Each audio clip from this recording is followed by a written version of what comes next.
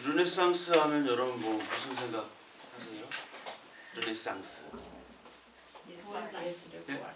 부활. 아, 부활. 예. 맞는 얘기입니다. 예. 부활이란 뜻입니다. 무슨 부활일까요? 예술. 예? 여기 있는 그리스로 예. 그 인간으로 돌아가자는 겁니다. 인간으로 돌아가자.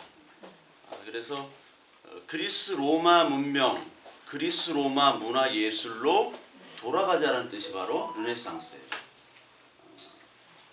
그러니까 르네상스와 종교개혁을 오늘 하는데 이 두 개가 사실 연결이 돼 있고 이 두 개를 통해서 서양이 이제 동양보다 앞서는 문명 국가들이 돼버리는 겁니다. 그래서 르네상스와 종교개혁은 서양 역사뿐만 아니라 전 세계 역사에서 가장 중요한 거예요. 특히 종교개혁이라고 하는 것이 종교개혁만 우리 생각하면은 뭐 개신교가 탄생했다 뭐 그런 식으로만 받아들이는데 종교개혁을 통해서 이 모든 문명과 지금의 유럽 국가가 생긴 겁니다. 왜냐하면 중세까지는 종교가 국가고 종교가 또 삶이고 인생이었잖아요. 종교가 전부였습니다. 그래서 그 종교가 어떻게 개혁이 되고 그리고 개신교가 나옴을 통해서 이게 구교 따로 개신교 따로 나중에 이제 동방정교도 나오죠. 그걸 통해서 국가가 생겨버려요. 지금의 국가가 그때부터 생겨버리는 겁니다. 30년 전쟁 이후. 그래가지고 오늘 이제 르네상스 종교개혁을 할 때 여러분들이 좀 오늘 강의를 들으시면 이게 그래서 그랬구나라는 거를 좀 아시게 되실 겁니다. 우리 여기를 보면요. 불을 좀 꺼도 될 것 같은데요. 예. 네. 여기 보면은 이런 것들이 있죠. 초기신앙 이성, 중기신앙 이성, 말기신앙 이성, 신앙 아니다. 이게 처음에는요. 신앙이 우리의 이성보다 더 크다라고 나온 거죠. 그 이성이라는 것이 사실 그냥 쉽게 철학이라고 얘기하시면 됩니다. 철학. 그 중세를 지배했던 철학은 누구의 철학일까요? 예? 토마스 아퀴나스. 예. 토마스 아퀴나스는 여기 중세와 중세에서 이제 철학과 신학을 조화한 거고 그 중세에서 가장 중요한 철학자는 아리스토텔레스입니다. 아리스토텔레스. 예. 토마스 아퀴나스가 중세를 지배했는데요. 캐톨릭 신앙을. 근데 토마스 아퀴나스는 누구의 철학을 수용했냐? 아리스토텔레스를 수용했고 그리고 이 아리스토텔레스를 어떻게 수용했다고 말씀을 드렸죠? 누구를 통해서? 이슬람 철학자들. 아베로에스라고 기억나세요? 지난주에 했던 아베로에스. 이븐 루시드라고 하는 그리고 아베센나. 이븐 시나라고 하는 그러니까 아베로에스는 이제 라틴어 말이고 이븐 루시드란 사람입니다. 그 사람이 이런 아리스토텔레스를 가지고 있었어요. 공부를 하고 그래서 라틴어로 헬라어로 번역을 했던 거를 십자군 전쟁을 통해서 그것들을 이제 알게 된 거죠. 그래서 이제 퍼져 나간 겁니다. 그것을 가지고 이제 아퀴나스가 정리를 한 겁니다. 그래서 반자는 빼야 되는데 이교도 대전, 신학 대전 이런 게 그 하나님을 설명을 못 하잖아요. 그렇죠? 하나님이란 존재가 보이질 않죠. 볼 수 없는 존재잖아요. 그거를 아리스토텔레스 철학에 의해서 설명하는 겁니다. 그래서 아리스토텔레스에 보면은 목적인 그리고 뭐 동력인 뭐 그런 것들이 있어요. 그러니까 이 철학으로 신학을 설명하는 것. 그래서 캐톨릭 신앙은요, 철학으로 신학을 설명하고 있습니다. 그러니까 이 거의 이게 몇 년도입니까? 이게 800년 전 사람이잖아요. 800년 전에 이 신학을 했던 요 분이 지금의 카톨릭 신앙의 거의 모체고 거의 그대로 유지가 되고 있습니다. 근데 이 안셀모라는 사람은 이성은 신앙이 이성보다 더 우위다. 그러니까 이게 뭐냐면은 이 기독교 신앙에서 딱 두 분류가 있습니다. 하나는 캐톨릭이고 하나는 그 개신교 쪽인데, 그 캐톨릭에서도 개신교 성향을 보이는 분도 있고 개신교에서 캐톨릭 성향을 보이는 분들도 있어요. 그래서 나중에 종교 전쟁할 때는 캐톨릭에서 개신교로 그 바꾸고 또 개신교에서 캐톨릭으로 바꾸는 사람도 있어요. 근데 이 두 부류가 뭐냐면, 이 개신교 쪽은 우리 인간은 타락한 존재라고 봅니다. 근데 어디까지 타락했느냐? 전적으로 다 타락했다고 얘기를 해요. 그걸 total depravacy라고 하는데, 영어로는 전적으로 다 오염이 돼서 네 스스로 하나님을 찾을 수 없다라는 게 하나의 교리입니다. 근데 캐톨릭은 네 스스로 구원을 완전하게 할 수 없지만 하나님이 주신 이성, 양심, 그런 것들이 있잖아요. 이성.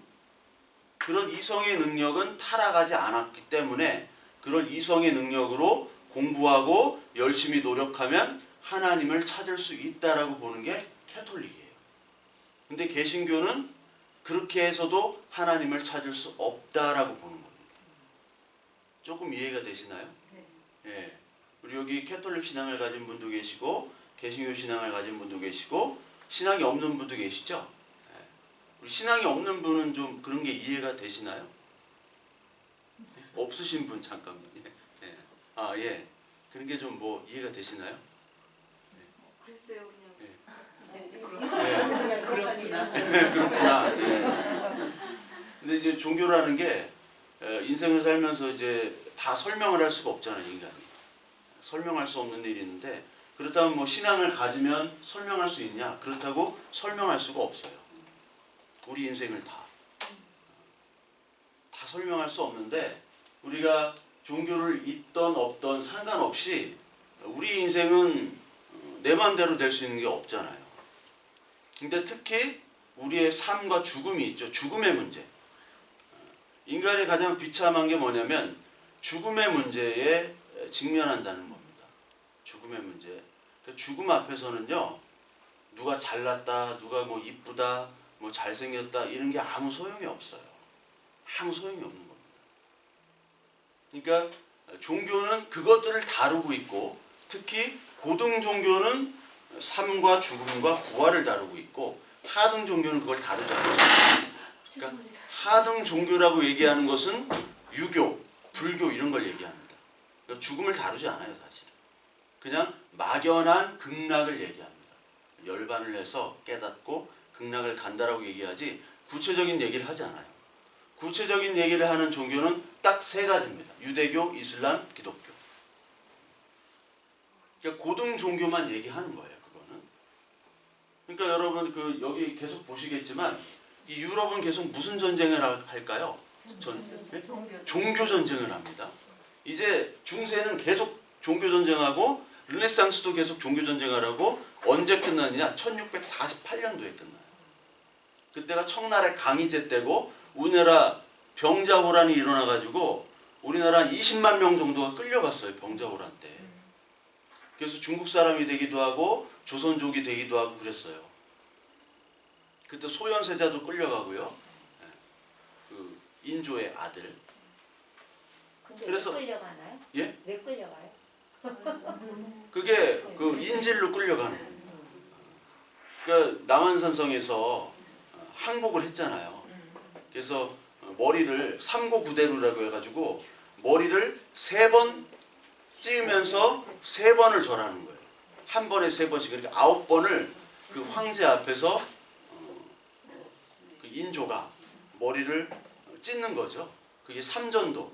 지금의 잠실 삼전동. 삼전동이라고 있으면 잠실에. 예. 거기 삼전도, 거기 그 동네에서 했거든요.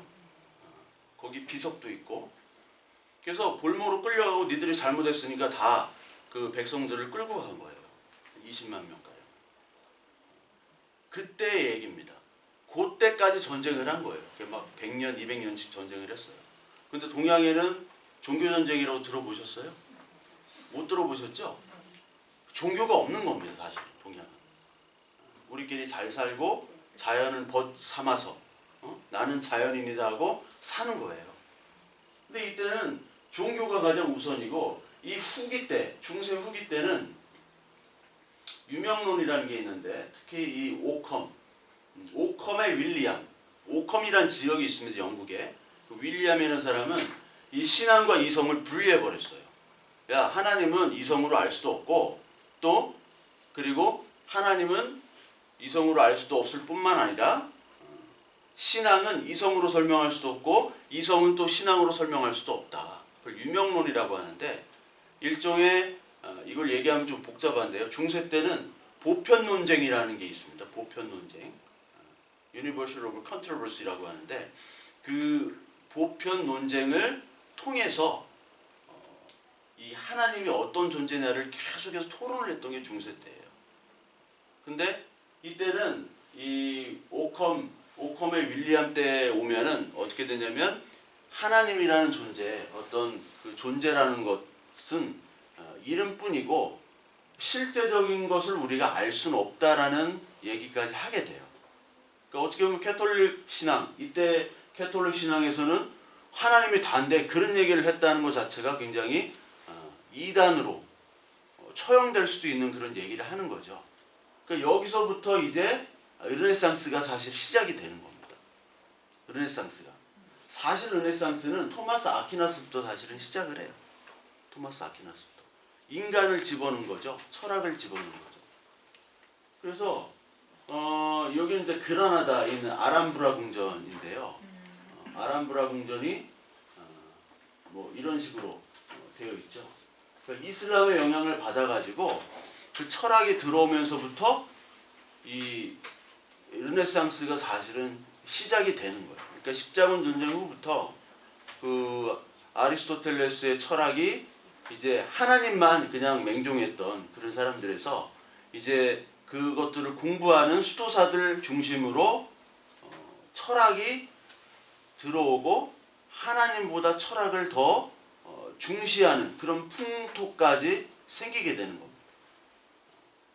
그리고 이 아람브라 궁전 이때가 여기가 이제 그라나다인데 이 왕조가 후우마이야라고 이슬람의 후우마이야인데 1492년도에 이슬람 세력이 다 이제 물러나요. 물러나는데 그걸 레콩키스타라고 합니다. 레콩키스타 스페인 말로 conquer라는 영어 단어가 있죠.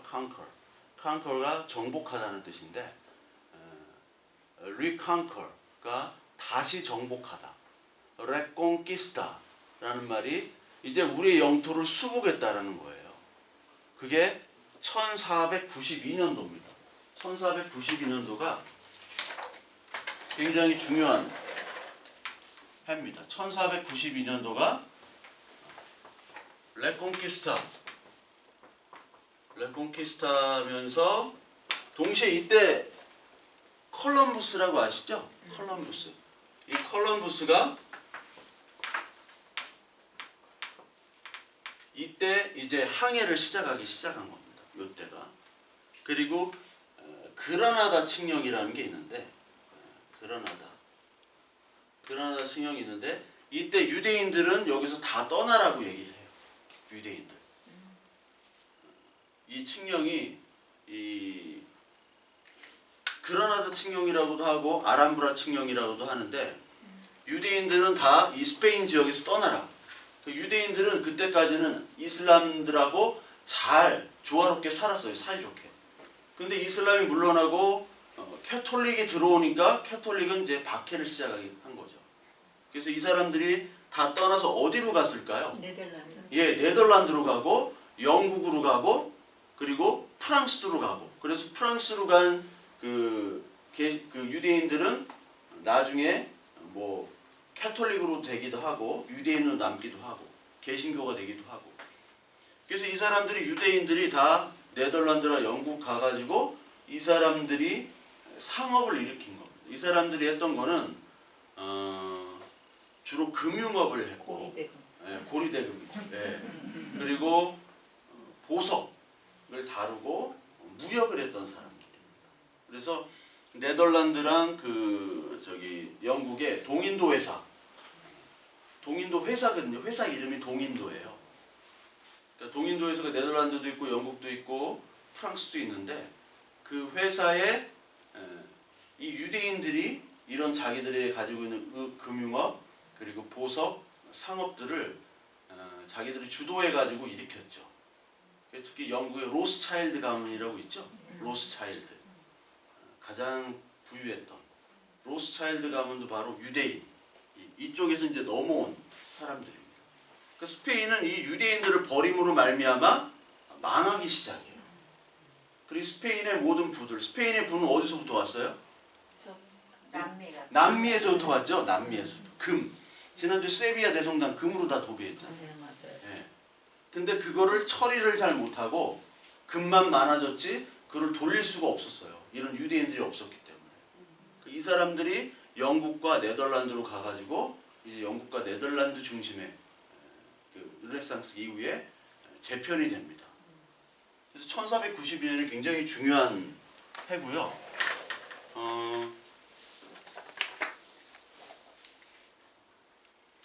이건 이제 중세 때는 기사들의 중심이었잖아요. 기사들은 그 유지 비용이 굉장히 많습니다. 그렇죠. 유지 비용이 너무 많아가지고 기사 한 명을 키우는 게 너무나 힘들고 또 갑옷, 말 이런 거를 다 갖추고 있었기 때문에 돈이 너무 많이 들었어요. 근데 이제 르네상스 이후에는 총이 발명되기 시작합니다. 총. 우리나라 임진왜란 때 일본은 총을 가지고 있었죠. 한국도 총이 있었긴 있었는데 개인적인 그런 화기는 없었어요. 개인이 갖고 다니는. 그 일본은 이제 포르투갈 통해서 포르투갈이나 네덜란드를 통해서 이제 총이 들어왔고요. 이런 총이 말미암아 기사가 사라지게 됩니다. 기사가 사라지게 되면 봉건 제도가 유지가 안 되는 거예요. 기사가 사라지면 봉건 제도가 유지가 안 되고 총이 있으니까 농민들이 직접 조금 훈련해가지고 총 쏘고 나가면 됩니다. 그래서 기사가 필요치 않으니까 이제 십자군 전쟁 때 사람도 다 죽고 기사도 죽고 막 영주도 죽으니까 누구만 남았다고 그랬죠? 왕이랑 서민들만 남은 거예요. 서민들만. 그래서 봉건 제도가 무너질 수밖에 없었습니다.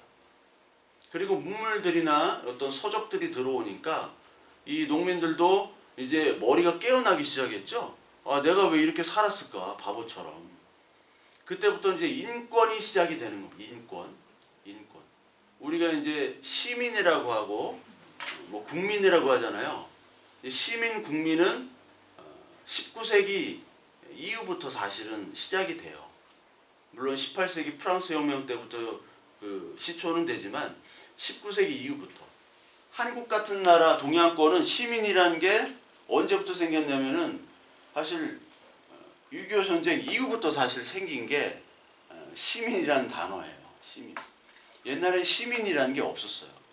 그러니까 인간 같지도 않게 우리 개인을 여긴 거죠. 국가가.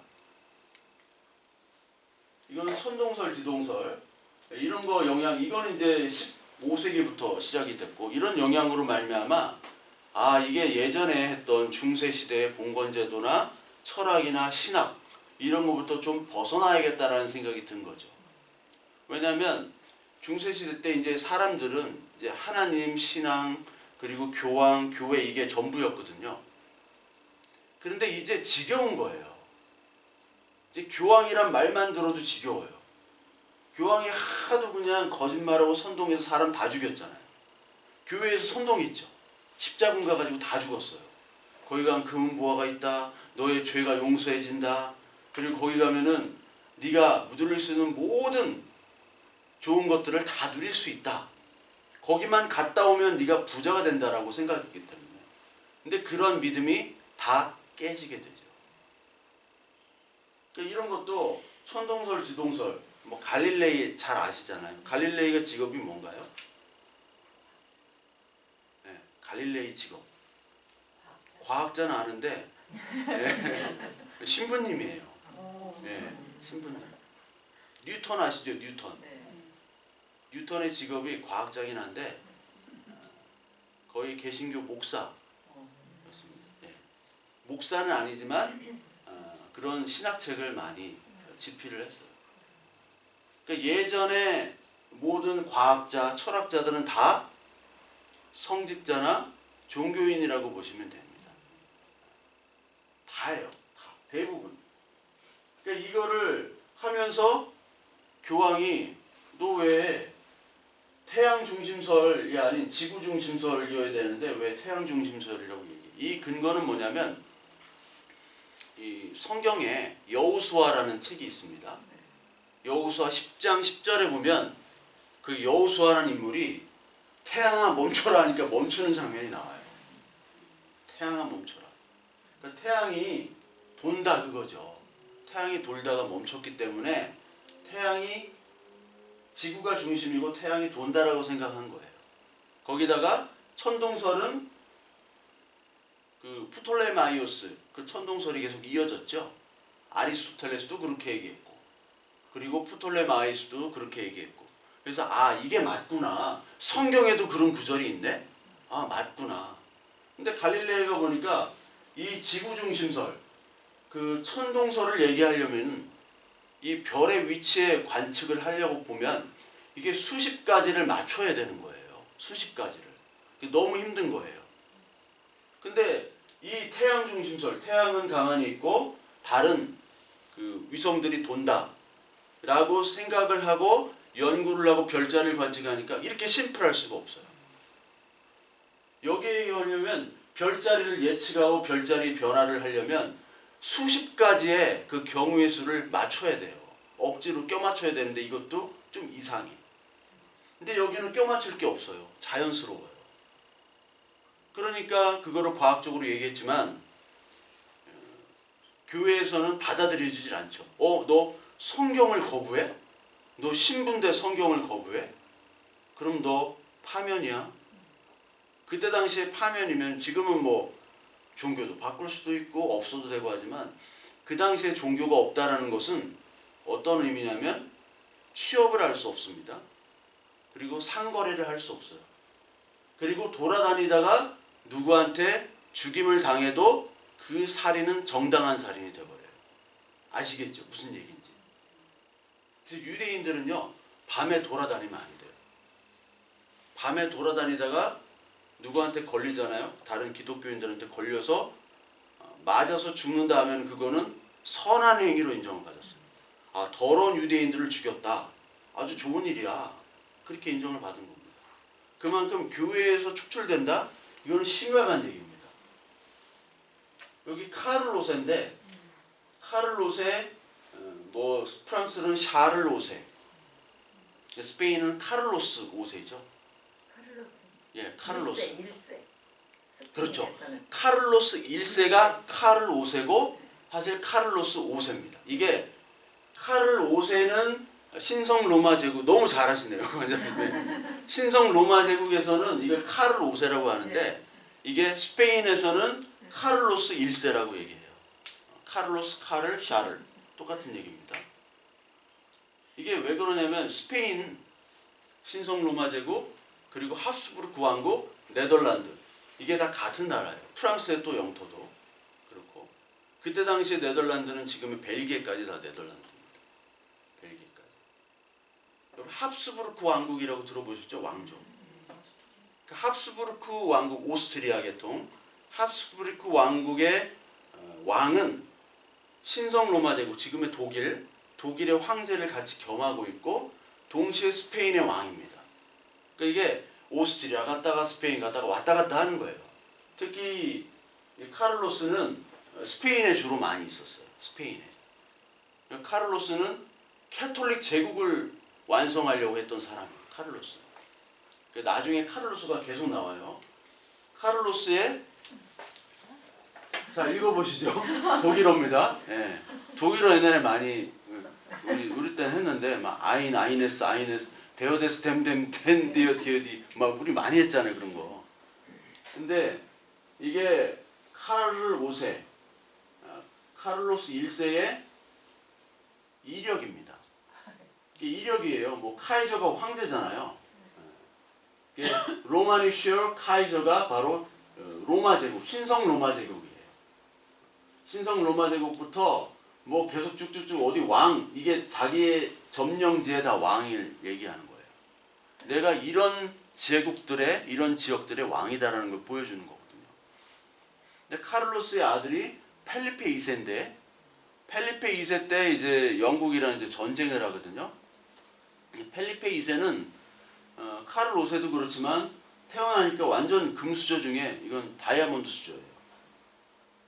그러니까 이런 카를 5세의 이런 점령, 그러니까 스페인과 네덜란드, 오스트리아, 합스부르크, 신성 로마 제국, 그리고 나폴리 아시죠? 나폴리. 나폴리와 시칠리 그쪽 이태리 남부가 다 그 합스부르크 제국의 영토였습니다. 그래서 사실 이게 르네상스가 두 가지가 있는데 이쪽이 있고 위쪽이 있죠. 아래가 있고 위쪽이 있죠.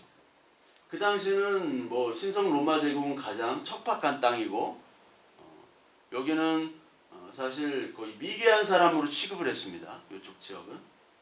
암스테르담은 워낙 이제 상업이 발달하기 시작했고 여기서는 이제 많은 학자들이 나오게 됐죠.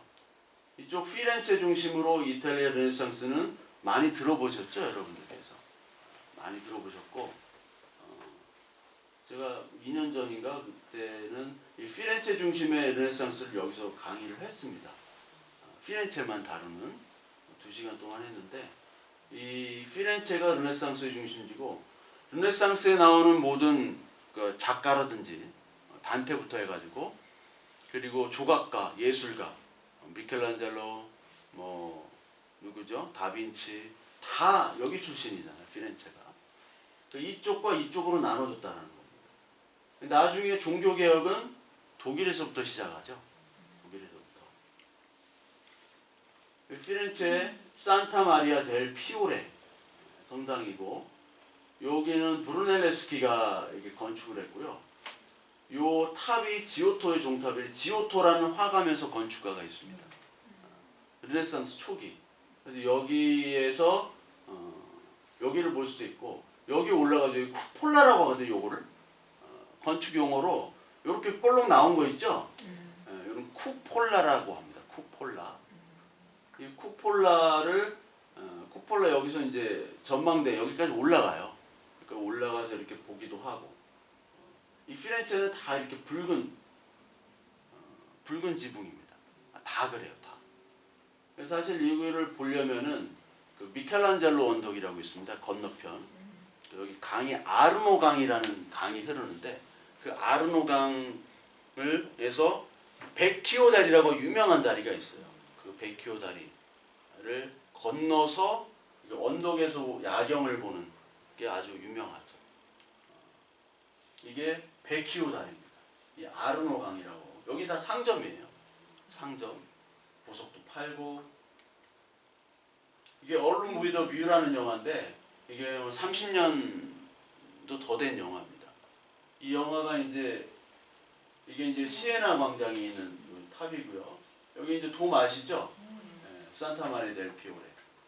이런 영화가 3년 됐나? 이 배경으로 나오고요. Room with a view.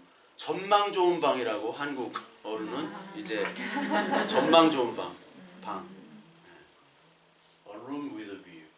그리고 이거는 이제 너무 잘 알죠? 무슨 영화죠? 냉정과 열정 사이. 냉정과 열정 사이도 피렌체 배경이죠. 피렌체 배경으로 냉정과 열정 사이. 이건 20년, 딱 20년 됐네요. 2003년에 나왔으니까. 이걸 보시면 아 피렌체가 이렇구나 라는 걸 보실 수 있어요. 피렌체. 그리고 이제 르네상스의 대표 작가. 르네상스 시대는 아닌데 르네상스를 열었던 사람이 단테입니다. 라 디비니아 코메디아. 이게 그 신곡의 원 이름이에요. 신곡이라는 건 뭐냐면 저도 신곡을 끝까지 다 읽어야지 하면서도 못 읽고 있는데 신곡 전체가 이제 뭐 천국도 나오고 연욕도 나오고 지옥도 나오고 그러잖아요. 근데 이 사후의 개념들을 이 작가가 뭐를 표현했냐면 기독교라는 그런 크리스트교라는 신앙과 헬레니즘 아시죠? 지금 우리 그 배우는 주제가 신과 인간을 얘기하는 거잖아요. 신과 인간. 그러니까 신과 인간에 대한 철학과 교리와 성경의 이야기를 막 짬뽕을 다 해놨어요. 그래서 이 당시에 이 단테의 신곡을 읽고 이해를 할 정도면은 그 세상의 모든 학문을 거의 통달한 수준이다라고 할 정도였습니다. 지금도 이거를 읽으면은 이 당시 단테가 얼마나 큰 상상력을 가지고 있고 또 얼마나 많은 것들을 알고 있는가를 알게 돼요. 근데 이게 뭐 천국, 지옥, 그 캐톨릭에서 연옥이라는 게 있잖아요. 연옥. 근데 개신교는 연옥 개념이 없습니다. 연옥이라는 게. 근데 이 얼마나 큰 그 바운더리 안에서 모든 것을 다 얘기하니까 사실 여기에 너무 상상력이 가미가 되기도 하고. 베르길리우스라는 작가 아시죠? 베르길리우스가 로마 신화를 집필했잖아요. 아우구스투스가 명령을 해가지고 로마 신화를 만들었는데 그 베르길리우스도 만나고 자기의 연인 사랑했던 짝사랑했던 베아트리체도 만나고 뭐 그러면서 거기에 나오는 지금까지 그리스 로마 신화에 나오는 모든 인물들을 만나서 그 사람들의 상태와 그 사람들이 했던 말들이 다 나오는데 어떻게 보면은 조금 너무 상상력이 과할 때도 있고 좀 어떻게 보면은 좀 지나친 과정을 할 때도 있지만 그래도 신과 인간에서 총 집대성을 한 유일한 책이 바로 단테의 신곡이에요. 단테의 신곡만 연구하는 그런 과도 있습니다. 미국에는. 그 신곡만 연구한다는 게 그 신곡에 관련된 여러 서적까지 다 공부를 하겠죠. 단테의 신곡 여러분들이 좀 시간이 되시면 읽어보시면 좀 좋으실 거예요. 요거는 뭘까요? 요거는 메디치. 어떻게 하셨죠? 메디치. 제가 지난주에 여기서 미술사 책을 하나 빌려가지고. 그러셨어요? 르네상스 다 나오더라고요. 피렌체 가문이 메디치 가문의 상징입니다. 이 피렌체 르네상스는 메디치 가문이잖아요. 메디치 가문에서 길거리에서 조각하던 미켈란젤로를 픽업을 했어요. 만약에 미켈란젤로를 메디치가에서 픽업을 하지 않았으면 미켈란젤로는 없었습니다. 그러니까 사람이 살아가면서 누구를 만나고 누구에게 영향을 받고 누가 또 도와주느냐에 따라서 사람이 달라져요. 그렇죠? 천재 미켈란젤로가 그냥 길거리에서 4살 때 엄마가 돌아가셨어요. 4살 때. 그러니까 얼마나 불쌍합니까? 근데 이 메디치가에서 거뒀어요. 그래서 플라톤 아카데미에 입학시키고 교육을 시키면서 동시에 그때 사실 레오 10세라고 나중에 교황이 되는 메디치 가문의 그 로렌조 데 메디치의 아들이 있어요. 그 레오 10세인데 레오 10세랑 또 동갑이에요. 1475년생. 너 몇 년생이야? 1475년생인데? 웃기죠? 1475년 동갑이야. 교황이랑. 그리고 그 다음에 교황이 되는 클레멘스 7세는 3살이 더 어린데 다 같이 자란 거예요. 같이. 교황이랑. 나중에 이제 그 레오 10세가 야 이거 좀 그려. 클레멘스 7세도 야 이거 천지창조 좀 그려. 할 때 얌마 자식이 형한테 그리라고 그러고 아마 그랬을 거예요.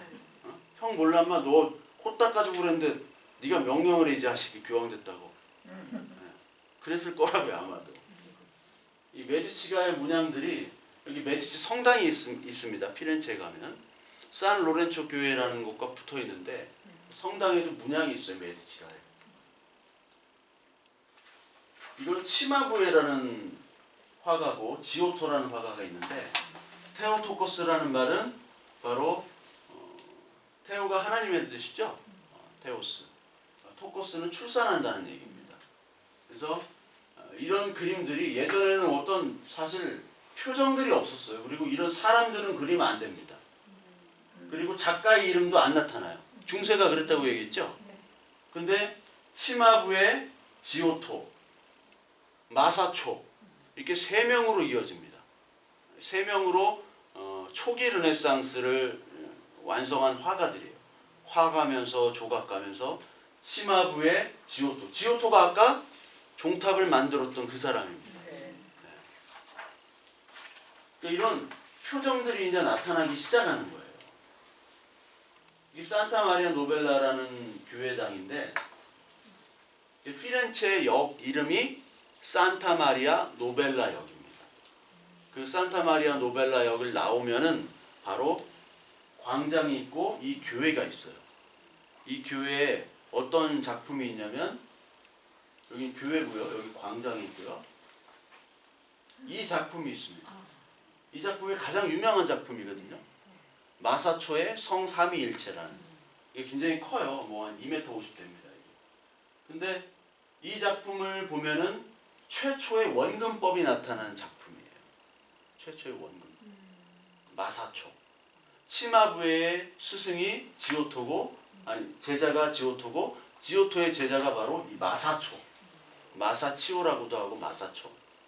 그러니까 마사초의 작품, 이게 예술사적으로도 가장 어떤 혁신적인 최초의 원근법을 그러니까 좀 3차원적으로 보여지는 이 작품인데 이게 바로 산타 마리아 노벨라 교회당이 있습니다.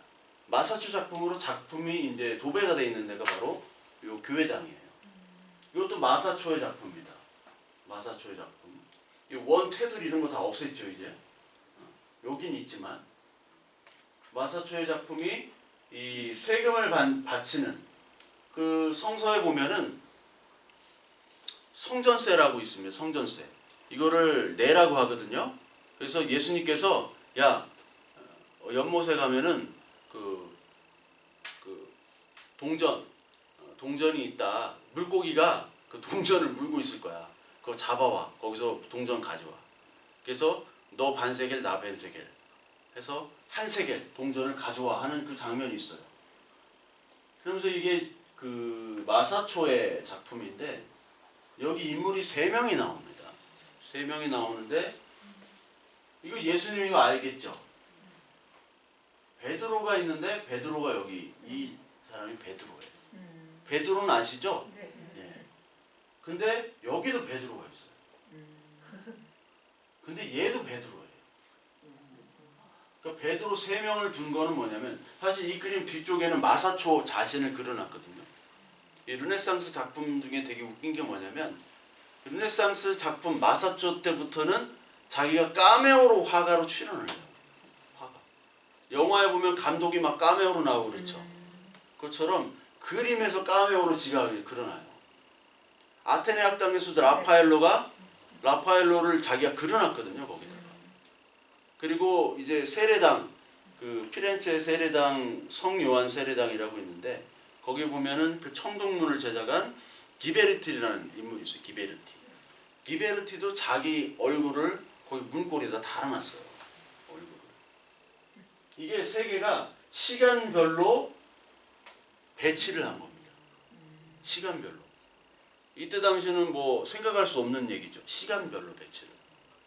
이게 뭐냐면 나중에 이거는 공간적으로 배치하고 시각적으로 배치한 건데 피카소.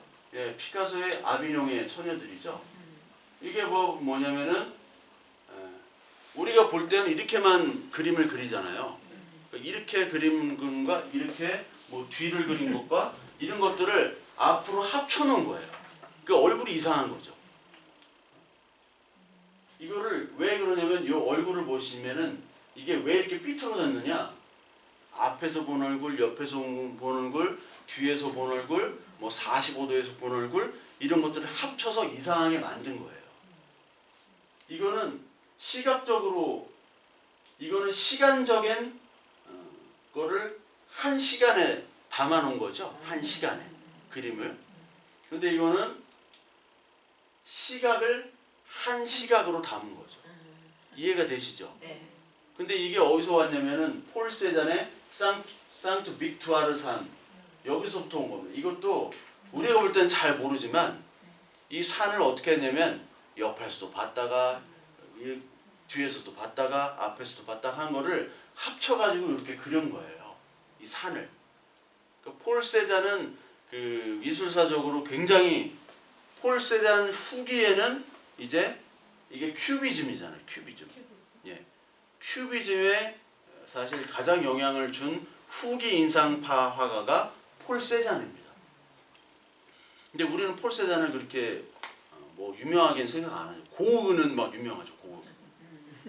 근데 고흐는 예술사적으로 미술사적으로는 그렇게 중요한 인물은 아니에요. 마네, 모네 그리고 폴 세잔 이런 사람은 훨씬 더 미술사적으로는 유명해요. 그러나 가격은 고흐가 최고죠. 가격은 고흐가 최고예요. 살아있을 때는 거의 뭐 한 작품밖에 팔지를 못했는데 죽은 다음에 그 고흐의 동생 테오의 부인 요한나가 편지도 다 모으고 작품을 홍보하고 그래가지고 그때부터 이제 유명해지기 시작한 거예요. 고흐가. 이것도 산타 노벨라 마리아 그 성당에 있는 이 사진, 이 그림 유명하죠. 아담과 하와를 그린 겁니다. 그리고 또 다 마사초의 작품들이에요.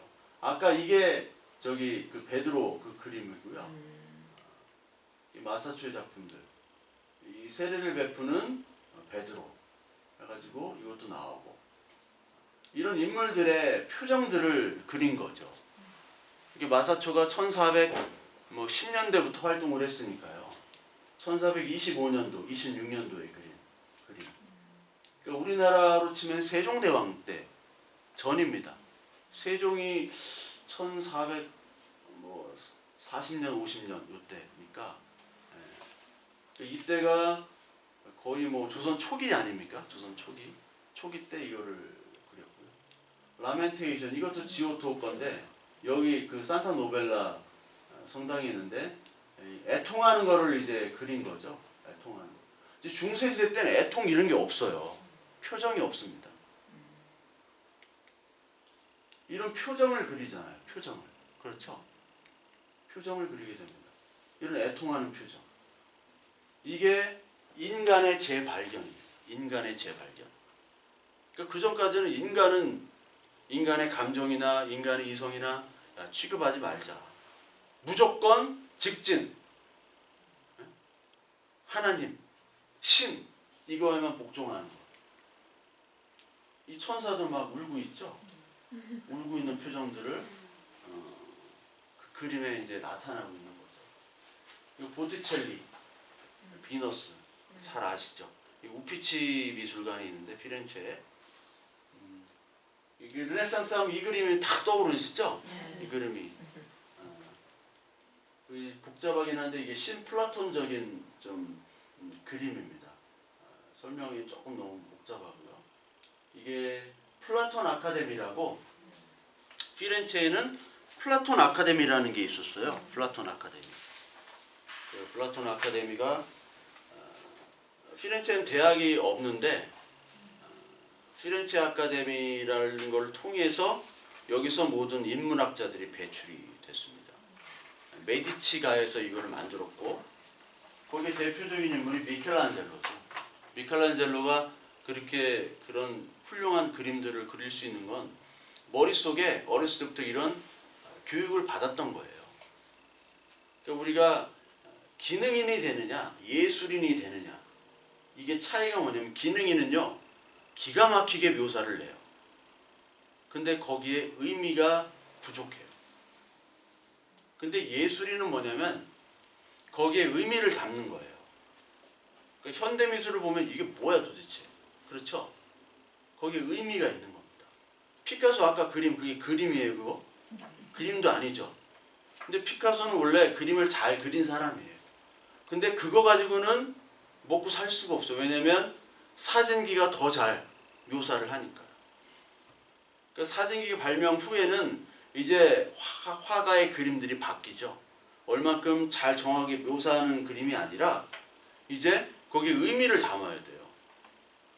의미를 담아야 되는데 그 의미를 담을 수 있으려면 뭐가 있어야 돼요? 뭘 알아야 되잖아요. 경험을 하고 알아야 되고 지식이 있어야 되고 그거를 플라톤 아카데미에서 다 가르친 겁니다.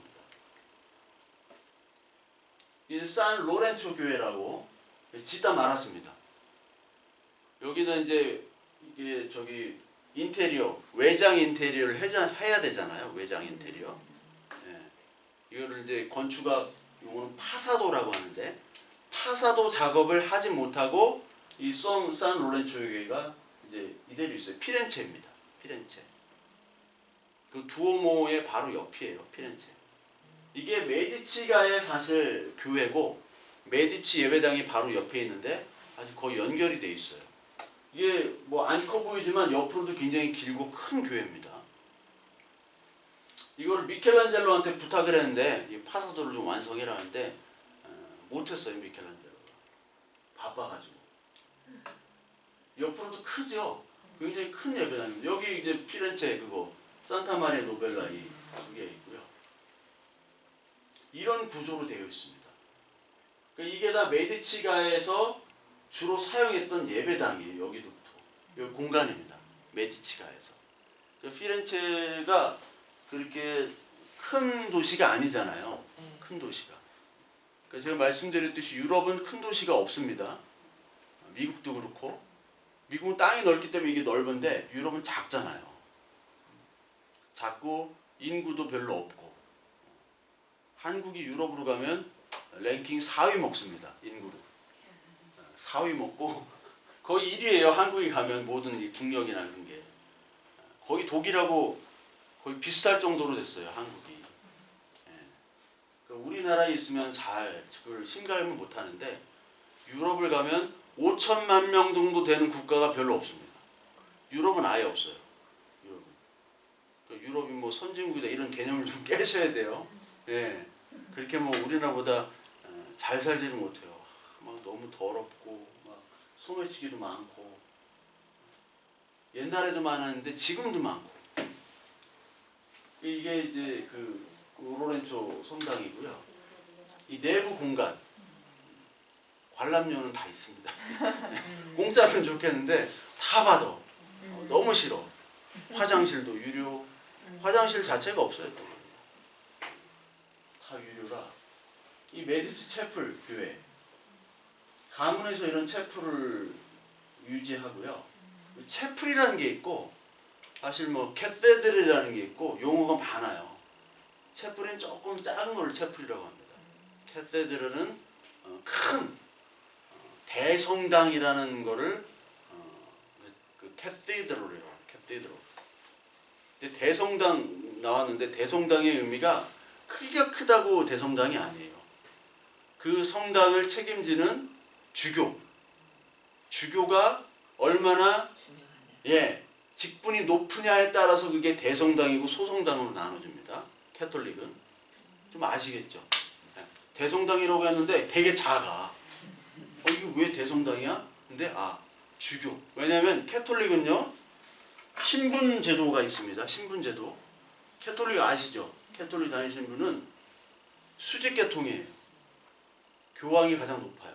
거긴 지위가 있습니다. 계급이 있어요. 평신도부터 뭐 일반 사제부터 추기경, 교황. 그렇죠. 근데 개신교는 계급이 있어요, 없어요? 계급이 없어요. 계급이 없고 직분만. 목사 할 사람, 뭐 일반 그냥 교인 할 사람. 그냥 나누는 겁니다. 직분만. 목사는 목사 역할을 하고 그냥 일반 성도는 성도 역할을 하고 똑같아요. 제가 이제 장로교인데 장로교는 두 개의 장로가 있어요. 강도 장로와 시무 장로가 있습니다. 강도 장로라는 거면 도를 강의하다. 설교하는 장로, 즉 목사를 얘기하는 겁니다. 그리고 일반 장로, 그러니까 교회에서 우리 장로 많이 들어보셨잖아요. 그런 장로 두 가지로 나눠지는 거예요. 그러니까 교리적으로는 직분이 없다. 근데 이제 캐톨릭은 주교의 위치에 따라 이게 대성당이 될 수가 있고 교회 건물을 큰데 이게 대성당이 아닐 수도 있는 겁니다.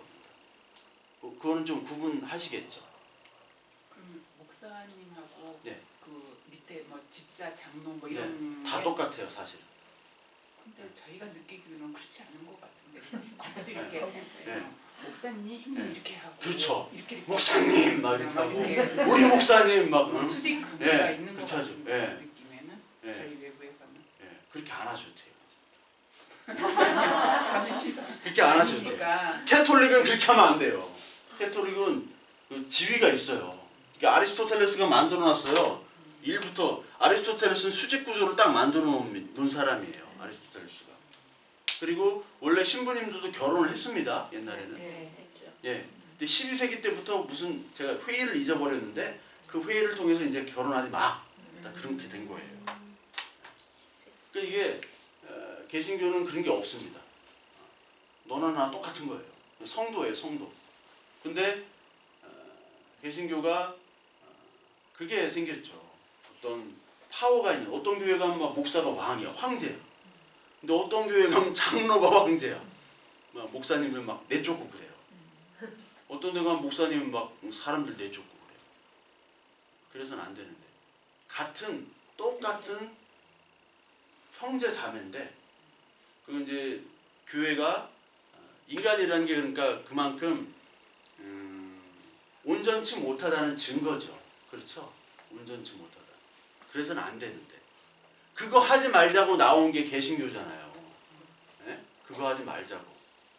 근데 가만히 보면 캐톨릭은 오히려 더 신부님들이 막 이렇게, 왜냐면 신부님들이 5년마다 이렇게 가시잖아요. 다른 데로. 근데 이제 개신교는 목사님이 20년 이상 해야지 원로 목사가 될 수 있거든요. 원로 목사가 돼야지 이제 돈이 나옵니다. 나중에. 돈이라고 하면 좀 그런데 이제 뭐라고 하죠 그거를? 연금. 예, 연금이 나와요. 연금이. 교회 자체적으로.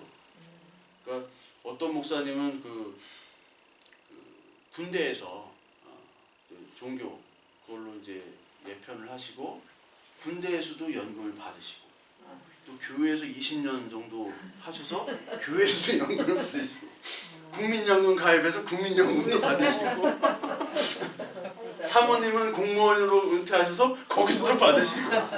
네. 아, 너무 부러워. 내가 너무 부러워. 기업이시네. 네, 형님으로 모시고 싶어. 형님으로. 그런 분도 간혹 있는데 대부분의 목회자들은 그냥 버려진 양이에요. 알아서 살아야 돼요. 알아서. 근데 신부님들은 워낙 또 신부님들 숫자가 적잖아요. 너무너무 귀해요, 신부님들이. 캐톨릭 신학교에 사람이 없어요. 그러니까 누가 신부 한 명 되면 그게 엄청나게 귀한 존재예요. 왜냐하면 신부님이랑 일반 평신도는 캐톨릭 교리로 신분 자체가 달라요. 그렇게 되어 있어요. 근데 개신교는 그렇지 않다. 궁금한 게 근데 왜 개신교는 술을 금하고 예. 카톨릭은 술을 먹어도 돼? 그러게 왜 그래요? 술 담배가 그쪽은 되고, 왜냐면 개신교는 여러분 보수적입니다. 근데 개신교 중에서도 술 담배 하는 그런 데가 있어요. 있기는 좀 진보화된 데. 근데 캐톨릭은 진보적이에요, 굉장히. 다른 종교와들도 어울리고 사회운동도 많이 합니다. 근데 윤리적인 그런 교과서가 있거든요. 그게 캐톨릭 공의회에서 계속 만들었는데, 특히 1962년부터 65년까지 캐톨릭에서 우리가 현대가 됐으니까 우리 윤리를 좀 캐톨릭 윤리를 만들자 해가지고 만들었는데, 거기는 굉장히 보수적이에요. 낙태하면 절대로 안 됩니다. 자살 낙태. 큰일 나요. 근데 자살 낙태라는 게 진보주의에서 볼 때는 허용이 되잖아요. 내 마음대로 인권인데. 그렇잖아요. 근데 캐톨릭에서는 그걸 허용을 안 해요. 그러니까 캐톨릭에서는 진보적이면서도 윤리적인 부분에서는 교리는 굉장히 보수적이다. 근데 개신교는 보통적으로 이게 보수적입니다. 보수적. 그래서 미국에도 공화당이 있고 민주당이 있잖아요. 공화당은 무슨 교일까요? 네, 개신교 쪽입니다. 공화당. 도널드 트럼프, 조지 부시, 막 조지고 부시고 막 했잖아요. 전쟁, 이라크 전쟁. 다 그쪽이에요. 개신교 쪽. 근데 민주당, 캐톨릭 쪽입니다. 진보적이죠. 민주당. 존 F 케네디, 캐톨릭. 존 F 케네디랑 또 누군가, 그 두세 명 빼고는 다 미국 대통령은 민주당이고 공화당이고 상관없이 개신교 쪽 스타일입니다. 직접 뭐 교회를 다니거나 그렇지 않아도 미국은. 존 F 케네디만 거의 유일하게 캐톨릭이었어요. 존 F 케네디. 그러니까 사회적으로는 굉장히 진보적인 게 캐톨릭이다. 이게 그 메디치 채플에 있는 이 계단이 있는데 아까 라우렌치아 도서관이라고 여기는 이제 지나면은 이 계단인데 이걸 미켈란젤로가 만들었습니다. 미켈란젤로 작품이고 코시모 데 메디치 여기 이제 묘가 여기 있고요. 코시모 데 메디치랑 가장 친했던 조각가가 도나텔로. 도나텔로가 이게 15세기 초에 만든 이게 거의 뭐 현대미술 같죠? 네. 현대미술 같아. 이 도나텔로가 천재적인 그런 조각가예요. 도나텔로의 작품을 보면 야 정말 대단하다. 어떻게 이 당시에 이런 이게 막 달라 말이 안 돼. 이게 무슨 그짓골이잖아요. 예, 그짓골인데 현대미술 같아 이게. 현대미술. 예. 이 당시에 이런 작품을 만들 수가 없어. 왜냐면 이 사고 자체가 이걸 표현할 수가 없는 거예요. 이 당시. 도나텔로가 이거 뭐 설교단도 만들었고요. 이게 이제 메디치 가문인데 메디치 가문에 하도 많아요 사람들이. 이름도 다 비슷해요. 뭐 지오반니 메디치, 지오반니도 몇 명씩 해야 되고 코시모도 몇 명이나 되고. 근데 이 사람이 위대한 로렌초라고 해가지고 가장 유명하고 요 사람의 이제 아들 친아들은 아닌데 레오 10세, 클레멘스 7세 이 두 명의 교황이 탄생하게 됩니다. 이 메디치가에서. 근데 이 두 명의 교황이 캐톨릭에서 가장 문제 있는 교황 두 명이에요. 가장 문제 있는 문제아 두 명. 둘이 사촌지간. 아까 미켈란젤로랑 1475년 동갑이라고 그랬죠? 같이 자랐어요. 레오 10세. 레오 10세가 옛날에 그 피사의 사탑 있죠? 거기 있는 대주교를 살해하기도 했어요. 레오 10세 전에 있는 그 율리우스 1세라는 사람은 맨날 전쟁터만 돌아다니고 사람을 죽였어요. 교황이. 이게 개판인 거예요. 개판. 얘도 맨날 전쟁터 기웃거리고. 클레멘스 때는 로마 디 사코라고 합스부르크에서 용병 고용해가지고 로마를 약탈해버립니다. 같은 기독교인데 그렇게 그런 짓들을 해버려요. 이게 다 종교전쟁이고 돈 때문에 나오는 전쟁이고. 레오 10세가 이때 사실 면제부를 팔아가지고 요때 종교개혁이 시작돼요. 레오 10세. 네, 레오 10세. 이름이 10세라 좀 예, 종교개혁을 일으킨 놈이다 뭐 이런 식으로 해가지고 이 살인도 저지르고요. 이때 당시는 참 그러니까 이 종교개혁이라는 게 좀 갈아엎자. 이제 교황 싫다. 다 그렇게 한 거예요. 그것만 좀 아시면 됩니다. 클레멘스 7세. 이 안나 마리아 루이자 데 메디치가 마지막 메디치가의 그 자녀입니다. 근데 이 여자가 메디치가의 모든 이제 미술품이나 이런 것들을 다 피렌체시에 기부를 해요. 네. 기부를 하고 이제 자기 관리도 못하고 하니까 기부를 하는 걸로 해서 메디치가의 보석 같은 그런 것들을 이제 여기 예배당에다가 다 만들어놨죠. 아까 산 로렌초 예배당에다가 이 사코 디 로마라고 아까 클레멘스 7세가 있죠. 클레멘스 7세가 이때 당시에 저기 그 지역을 보면은요. 합스부르크라고 말씀을 드렸죠. 네. 합스부르크가 그때 최강자였습니다. 전 유럽을 다 지배했고 그 다음에 프랑스가 있었어요. 프랑스. 영국은 조금 뭐 좀 별로 그때 없었고 프랑스와 합스부르크의 대결이에요. 합스부르크. 이 합스부르크엔 스페인도 있고 오스트리아, 신성로마제국 독일도 있고 네덜란드도 있고 다 그렇죠. 근데 프랑스와 합스부르크 사이에 누가 꼈냐면 이탈리아가 꼈어요. 이탈리아. 근데 이탈리아는 독립국가가 아니기 때문에 교황령이라는 게 따로 있고 이 교황이 이 둘 사이에 합스부르크와 프랑스 사이에 줄다리기를 하는 겁니다. 어느 쪽에 쓸까. 그래서 사실 프랑스와 합스부르크가 항상 피렌체 있죠? 피렌체를 공격을 많이 했어요. 피렌체, 밀라노 이런 거는 도시 국가잖아요. 그래서 그 피렌체에서 미켈란젤로한테 또 부탁을 해요. 야, 성벽을 좀 쌓아줘라. 그리고 이런 국가들은 이 군사가 없기 때문에 다 용병을 고용하죠. 용병으로. 용병을 고용하고 특히 제국도 용병을 고용하지만 프랑스, 합스부르크 서로 이탈리아를 먹으려고 둘이 싸우는 거예요. 근데 프랑스가 좀 밀리죠. 아무래도 합스부르크 할 때는.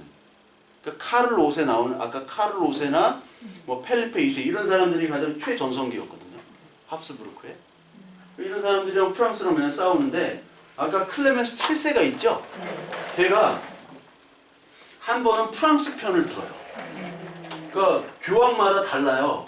그 레오 10세는 합스부르크 편을 들었다가 이 클레멘스 7세가 처음에는 합스부르크 편 들다가 또 프랑스 편을 들어가지고 같이 어디 점령하러 막 다니고 그래요.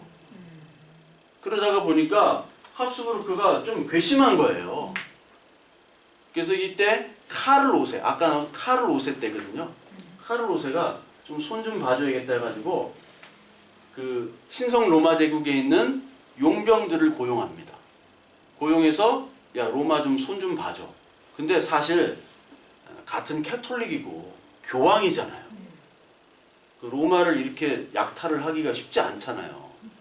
교황인데 그때는 교황권이 많이 낮아졌습니다.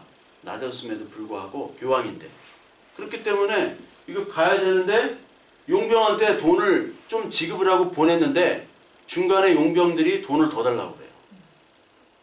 이 용병이 바로 란츠크네이트라는 용병. 이게 이렇게 재현을 한 겁니다. 이 란츠크네이트 용병의 기예요. 이 장군들 란츠크네이트 용병이 신성 로마 독일 용병이라고 보시면 돼요. 독일 용병을 보냈는데 돈 더 달라고 하는데 돈을 줄 돈이 별로 없어요. 별로 주고 싶지도 않고. 그래서 로마를 약탈을 해버립니다. 로마를. 엄청난 약탈을 해요. 다 죽여버리고 막. 4차 십자군이랑 비슷하죠. 4차 십자군 갔는데 용병들 돈을 줘야 되는데 십자군한테 돈을 줘야 되는데 돈이 없어요. 그러니까 베네치아 상인들이 야 콘스탄티노플 약탈해버려. 그러면 니들 그거 다 돈이야. 거기까지 데려다 줄게. 해가지고 약탈을 해가지고 콘스탄티노플이 전멸이 되잖아요. 그때부터 이제 동방교회랑 서방교회는 원수지간이 되는 거거든요. 네. 이게 이제 데자뷰가 되는 거예요. 이때 이 교황을 지켰던 이 용병들은 어디서 온 사람들일까요? 스위스. 예, 스위스 용병이에요, 이게. 스위스 용병. 옷이 멋있죠? 누가 디자인했을까요? 미켈란젤로. 예. 뭐 이거 물어보면 뭐 했을까요? 누가 했을까요? 미켈란젤로라고 보시면 돼요. 미켈란젤로가 이 디자인을 했어요. 아직도 이 디자인을 가지고 있습니다. 아직도.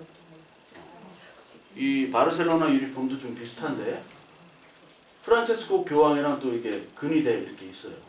여기 그 캐톨릭 그 베드로 성당 가면은 요 사람들이 창 지키고 있습니다. 큰 창으로 지키고 있어요. 네. 사진을 좀 찍을까 했는데 하도 저기 진지하게 있어가지고 이 사람들이 네. 진지하게 있어가지고 아니 사진을 못 찍을 거예요. 제가 근무 중이라고. 아니, 스위스 사람, 스위스 용병, 스위스 사람들. 이 스위스 용병이 계속해서 지금도 있어요. 전통으로. 이게 메디치 채플 네, 모습이고 이게 다 이게 색대리석이에요. 이게 대리석 자체. 이태리는 북부 쪽, 북부 쪽에도 대리석이 많고 남부 쪽에도 대리석이 많습니다. 남부 쪽 제가 오스틴이라는 그런 남부 20몇 년 전에 갔으니까 그때는 한국 여행객들이 그쪽으로 안 갔어요. 그러니까 이태리 쪽은 저쪽 로마나 나폴리 이쪽까지는 가는데 그 부추처럼 돼 있는 뒷굽 있죠? 그쪽으로는 현지인들이 가요. 관광객들은 안 가요. 지금은 요즘 많이 가는데 그쪽에 가니까 이제 오래된 마을이니까 오래된 마을인데 화장실 가니까 다 대리석이야. 대리석이 너무 흔해요. 색깔을 칠한 게 아니라 이런 색 대리석들이 다 있는 거예요. 그러니까 이걸 다 붙였죠. 얼마나 비싸겠어요, 지금 하려면. 그러니까 아까 이 메디치가의 문양이 여기 바닥에 이렇게 있고요. 요거는 묘입니다, 묘.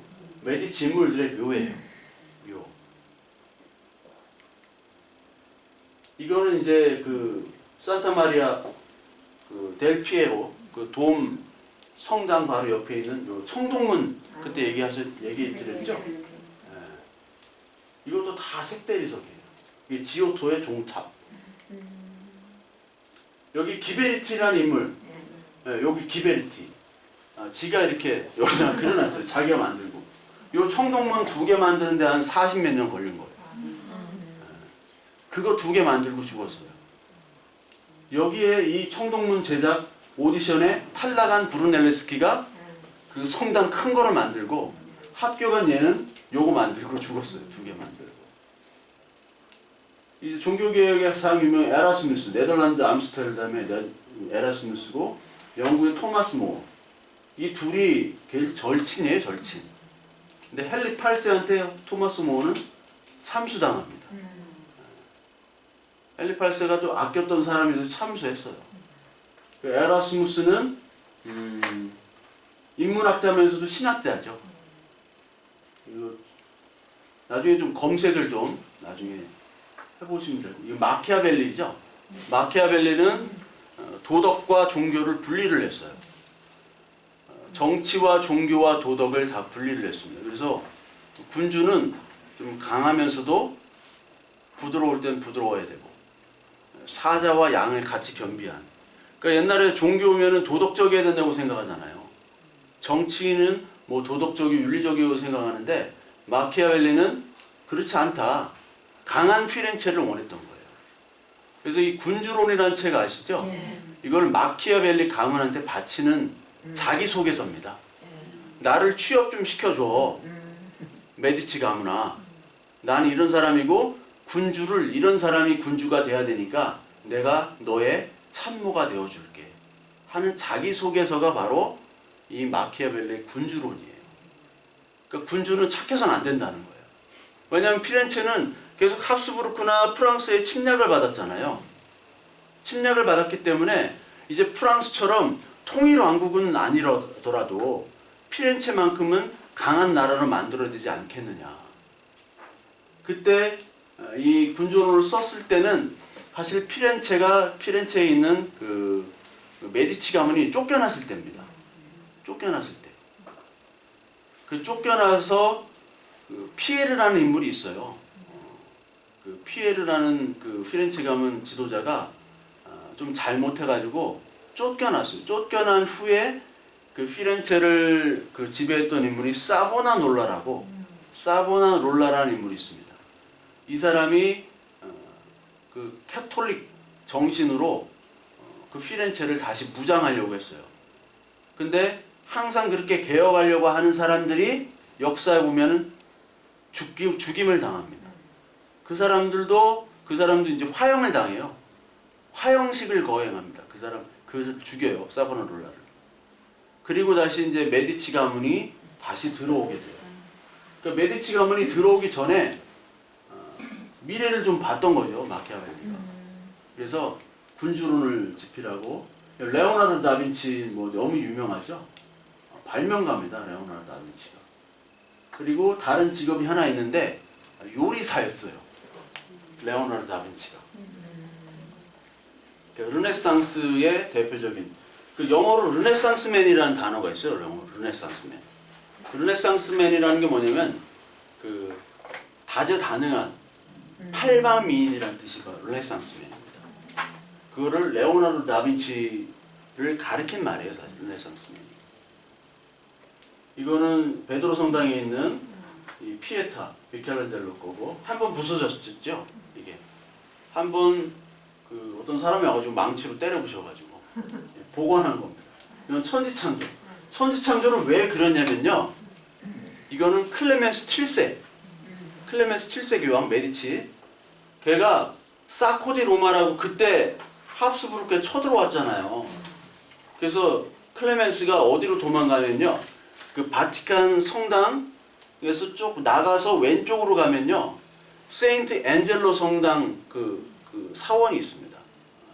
산탄젤로라는, 거기로 도망가요.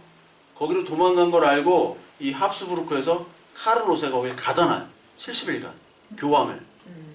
이 녀석 가둬놓은 다음에 다시 풀어줘요. 잘못했다고 하고 사과받고 풀어줍니다.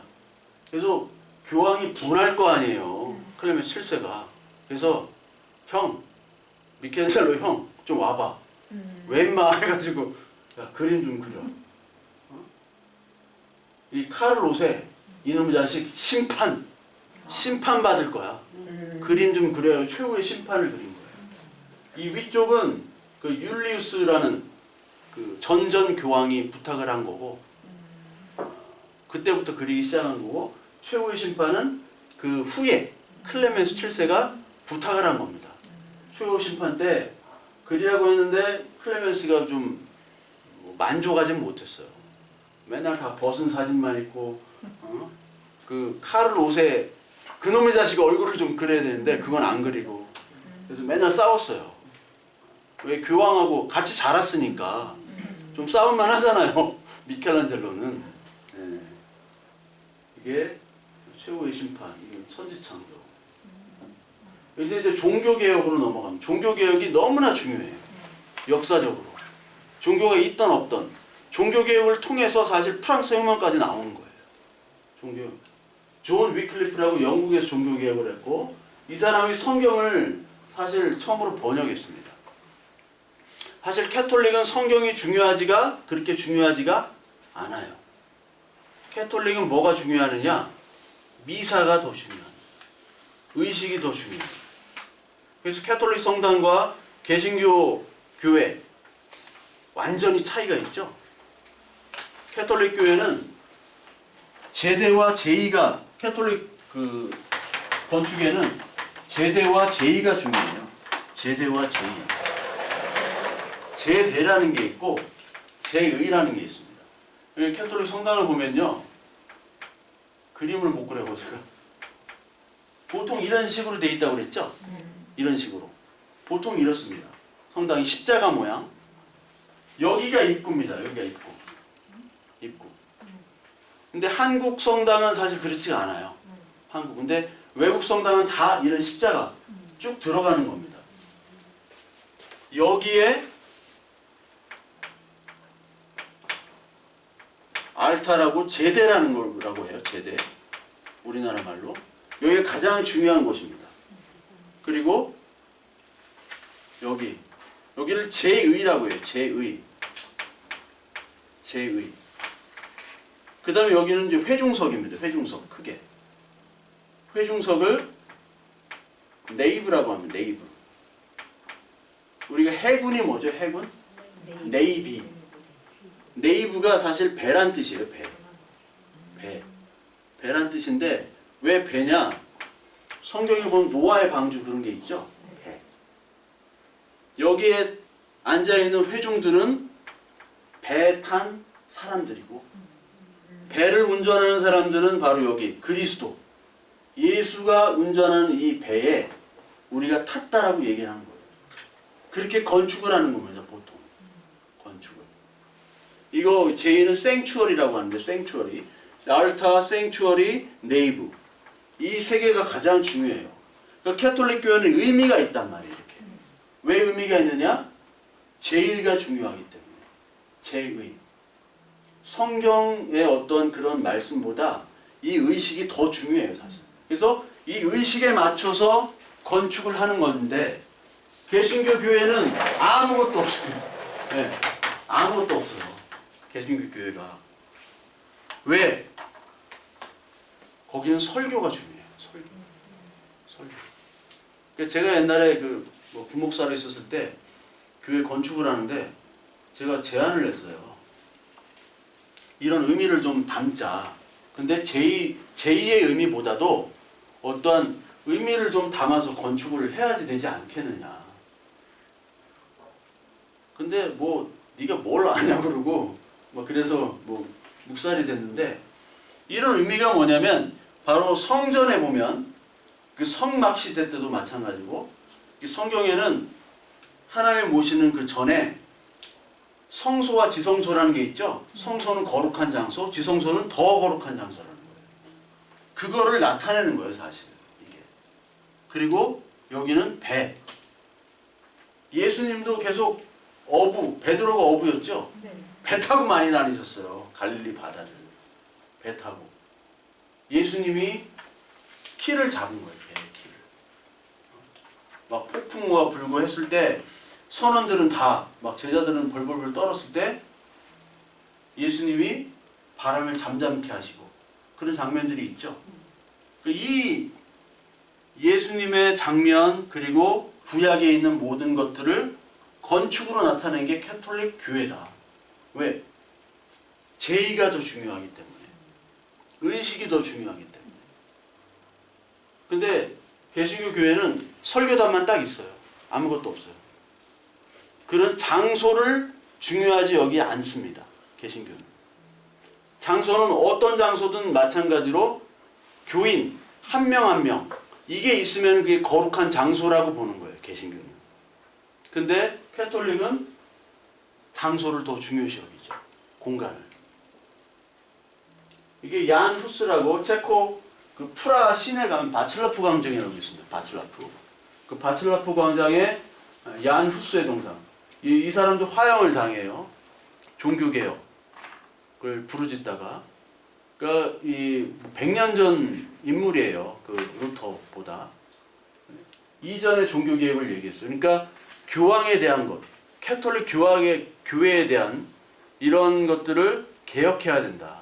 그래서 성경으로 돌아가자 그거예요. 성경. 초기 교회로 돌아가자라고 보는 거예요. 여기 이제 면죄부를 판매하는 거예요. 면죄부. 면죄부라는 게 뭐냐면 아까 캐톨릭 교회는 수직으로 돼 있다고 그랬잖아요. 그러니까 나는 평신도. 캐톨릭은 평신도란 용어를 씁니다. 근데 개신교는 평신도란 용어를 쓰면 안 돼요. 안 돼요.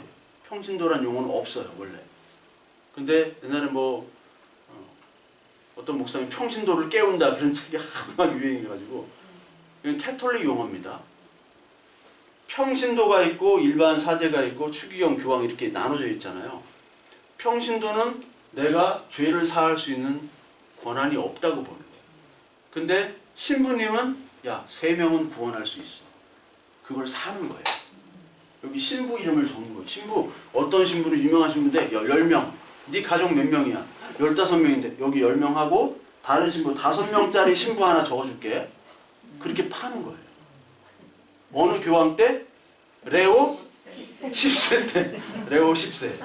네, 레오 10세. 왜냐면 그 로마 캐톨릭 교황 그 교회 있잖아요. 성 베드로 교회. 그 건축을 해야 되는데 건축비가 없었어요. 맨날 전쟁하고 돈 들어가고 그러니까 이걸 파는 겁니다. 야, 추기경 거 하나 써줘. 부자인 사람은. 추기경 거. 내 친구들까지 다 해줄 거야. 100명짜리 하나. 100명짜리 여기 격리하는 거. 100명짜리 없어? 여기 하는 거예요. 그게 면죄부입니다. 그냥 막 주는 게 아니에요. 이게 면죄부래요. 이게. 뭔지는 몰라요. 막 써놓고 도장 하나 찍으면 너 죄 없어. 네 가족도 없어. 사돈의 8촌까지 다 무죄. 천국행 KTX. 딱 이거예요. 요즘은 면죄부라고 하는 거, 면벌부. 면벌부요? 네. 거기 면벌부. 벌을 면하게 해서. 거기도 아직도 면벌부를. 면벌부라고 다. 그런가요? 그 죄를 이제 성당에 가면, 네, 성당에 가면 이제 외국 성당 막 불이 켜지더라고요. 빨간 불이 켜지면 그 고해 성사를 하는 중 이렇게 돼 있어요. 근데 개신교회는 그걸 아주 극도로 혐오하죠. 어떻게 인간이 인간에 대해서 죄인이 죄인한테 용서를 빌고 죄를 사해준다고 하느냐. 개신교는 절대로. 나중에 그 청교도 혁명이라고 있습니다. 크로멜. 청교도 혁명이 찰스 1세 왕을 참수를 해버려. 왕. 그러니까 영국에서는 캐톨릭 신앙을 가진 사람은 왕이 될 수 없다는 걸 말씀드렸죠. 왜 그러냐면 캐톨릭 신앙을 가진 왕이나 여왕일 때는 아주 피바다였어요. 막 다 죽이는 거예요. 개신교 죽이고 성공회 죽이고 다 죽이는 거예요. 그러니까 절대로 캐톨릭 신앙 가진 사람은 절대로 할 수 없어. 그때 이제 블러드 메리라고 메리 1세라는 엘리자베스 여왕의 이복 언니 이때 막 다 죽였어요. 막. 그러니까 캐톨릭에서는 그런 왜 이 얘기가 나오는지 모르겠는데 이 면죄부라는 걸 아직도 신부님한테 고해성사를 하고 그런데 개신교회는 절대로 그런 건 있을 수 없다. 성경에도 그런 게 없다라고 해서 그런 걸 아주 엄청나게 그거를 싫어합니다. 개신교. 그게 좀 차이가 있죠. 그러니까 신부님을 어떻게 대하느냐. 그러니까 개신교회도 막 어떤 교회는 막 목사님이 막 어떤 막 교황처럼 막 신처럼 그렇게 하는 데도 있는데 그건 잘못된 거고요. 교리적으로는 그렇지 않다. 이거는 이제 마틴 루터. 마틴 루터가 여러분 그냥 저기 신부였잖아요. 네. 그리고 수녀였던 여자랑 같이 결혼을 했습니다. 수녀. 결혼했는데 마틴 루터가 참 괜찮은 신부였어요. 엄청나게 좋은. 근데 자기가 고행을 하고 힘들게 이렇게 하는데도 불구하고 자기는 여전히 죄가 사라지질 않는 거예요. 자기의 마음의 죄, 그 욕망, 그리고 이런 것들이 사라지지 않는데 자꾸 위해서는 가능하다고 하는 거예요. 그때 당시 교황의 문제, 카톨릭 교회의 막 부패 이런 것들이 너무 만연했을 때 그래서 마틴 루터가 성경을 보기 시작합니다. 그러니까 옛날에 카톨릭 교회는 지금보다도 훨씬 더 성경보다는 어떤 교리와 의식이 있거든요. 캐톨릭에서 하는 그 성만찬부터 해가지고 이런 의식에 너무 하다 보니까 이걸 모르는 거예요. 그래서 신부님들 대주교도 라틴어를 몰라. 라틴어로 설교를 하고 라틴어로 성경을 이렇게 읽어야 되는데 라틴어를 몰라. 근데 아는 척은 해야 돼. 이게 문제잖아요. 그래서 마틴 루터가 이거를 연구하기 시작합니다. 물론 위클리프와 존 후스도 연구를 했어요. 성경을. 그래서 이 종교개혁의 첫 그 모토가 뭐냐면 에드 폰테스라고 해요. 에드 폰테스. 이게 뭐냐면 초기로 돌아가자. 에드 폰테스. 라틴 말로 에드 폰테스라고 해요. 폰테스. 에드 폰테스가 앞으로 돌아가자는 거예요. 앞으로. 에드 폰테스고 동시에 뭐를 얘기하냐면 솔라라고 시작하는 솔라, 피데, 솔라, 그라티아 이게 다 솔라 스크립투라 이게 다 라틴어입니다. 솔라 피데 믿음으로 솔라 그라티아 은혜로 솔라 스크립투라 성경 말씀으로 우리가 믿는 거는 성경 말씀을 믿고 그 말씀을 믿고 행할 때 우리의 체험이 나오고 거기서 기도가 나오고 이러는 건데 우리가 그걸 버렸다. 초대교회 그러니까 로마 캐톨릭이 생기기 전에 예수님 시대 때는 그런 게 있었는데 지금 없어졌다 해가지고 이거를 다시 돌아가자는 얘기예요. 다시 돌아가자. 에드 폰테스 솔라 피데 솔라 그라티아 솔라 스크립투라 가장 중요한 솔라 스크립투라 성경 말씀을 모른다 해가지고 마틴 루터가 이걸 비텐베르크 성당에다가 95개조 반박문을 하죠. 너무 유명하죠. 이 마틴 루터는 세계 역사, 그냥 일반 역사에서도 가장 중요한 인물 중에 하나예요. 이게 교황과 사람의 세계, 그 세계관을 완전히 바꾼 사람입니다. 그리고 마틴 루터의 이 성경이 독일어 성경으로 번역이 되기 시작했죠. 독일어 번역을 썼던 사람이 마틴 루터예요. 독일은 그 당시 가장 척박하고 가장 덜 발달되고 문명이 많았던 지역이 독일입니다. 이태리는 가장 화려했고요. 그때 르네상스로 말미암아 스페인이나 네덜란드도 마찬가지로. 그런데 독일만 이렇게 안 좋았어요. 그러니까 용병들이 쳐들어온 거예요. 로마로 먹고 살려고. 이해가 되시겠죠? 그런데 여기서 마틴 루터가 95개조 반박문 교황에 대해서 얘기해요. 교황이 모든 벌을 면제한다고 선언한다면 그것은 진정한 의미에서 모든 벌이 아니라 단지 교황 자신이 내린 벌을 면제한다는 것 뿐이다. 하나님과 관계없다라는 거예요. 교황은. 그러니까 교황이 누구의 죄를 사하고 뭐 100명, 1000명의 죄를 사한다는 건 말도 안 된다. 교황 자체가 죄인이다라는 얘기죠. 근데 어떻게 교황이 우리들에게 벌을 내리고 벌을 사한다고 하느냐. 말이 안 되는 거다 라고 얘기하는 거예요. 이제 교황으로부터가 아니라 하나님과 1대1 관계를 원하는 거예요. 1대1 관계를 얘기하는 겁니다. 신과 1대1 관계. 진실로 회개한 그리스도 교도는 면벌부가 없어도 징벌이나 죄에서 완전히 해방되는 것이다.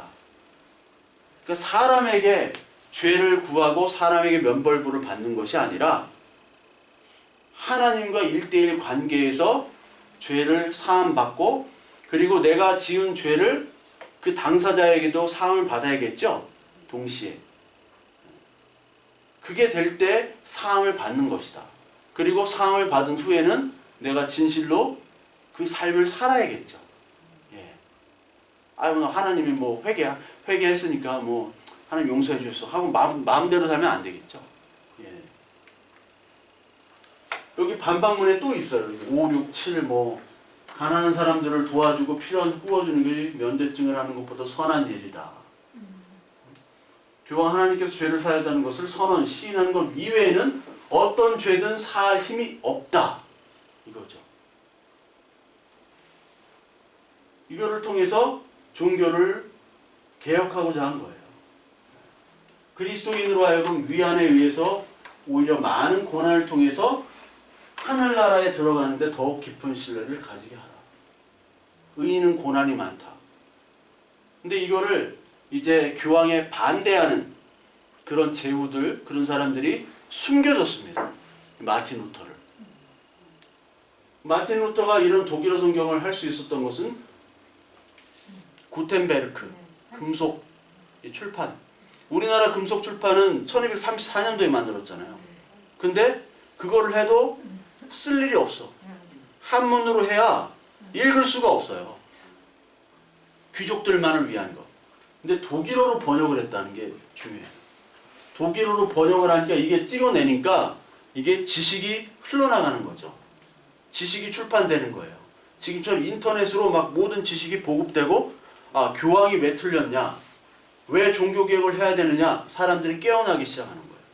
이때부터 나는 교황에 속한 사람이 아니라 하늘에 속한 사람이고 나는 인권이 있는 사람이고 시민이고 이런 것들이 생겨나기 시작하는 겁니다.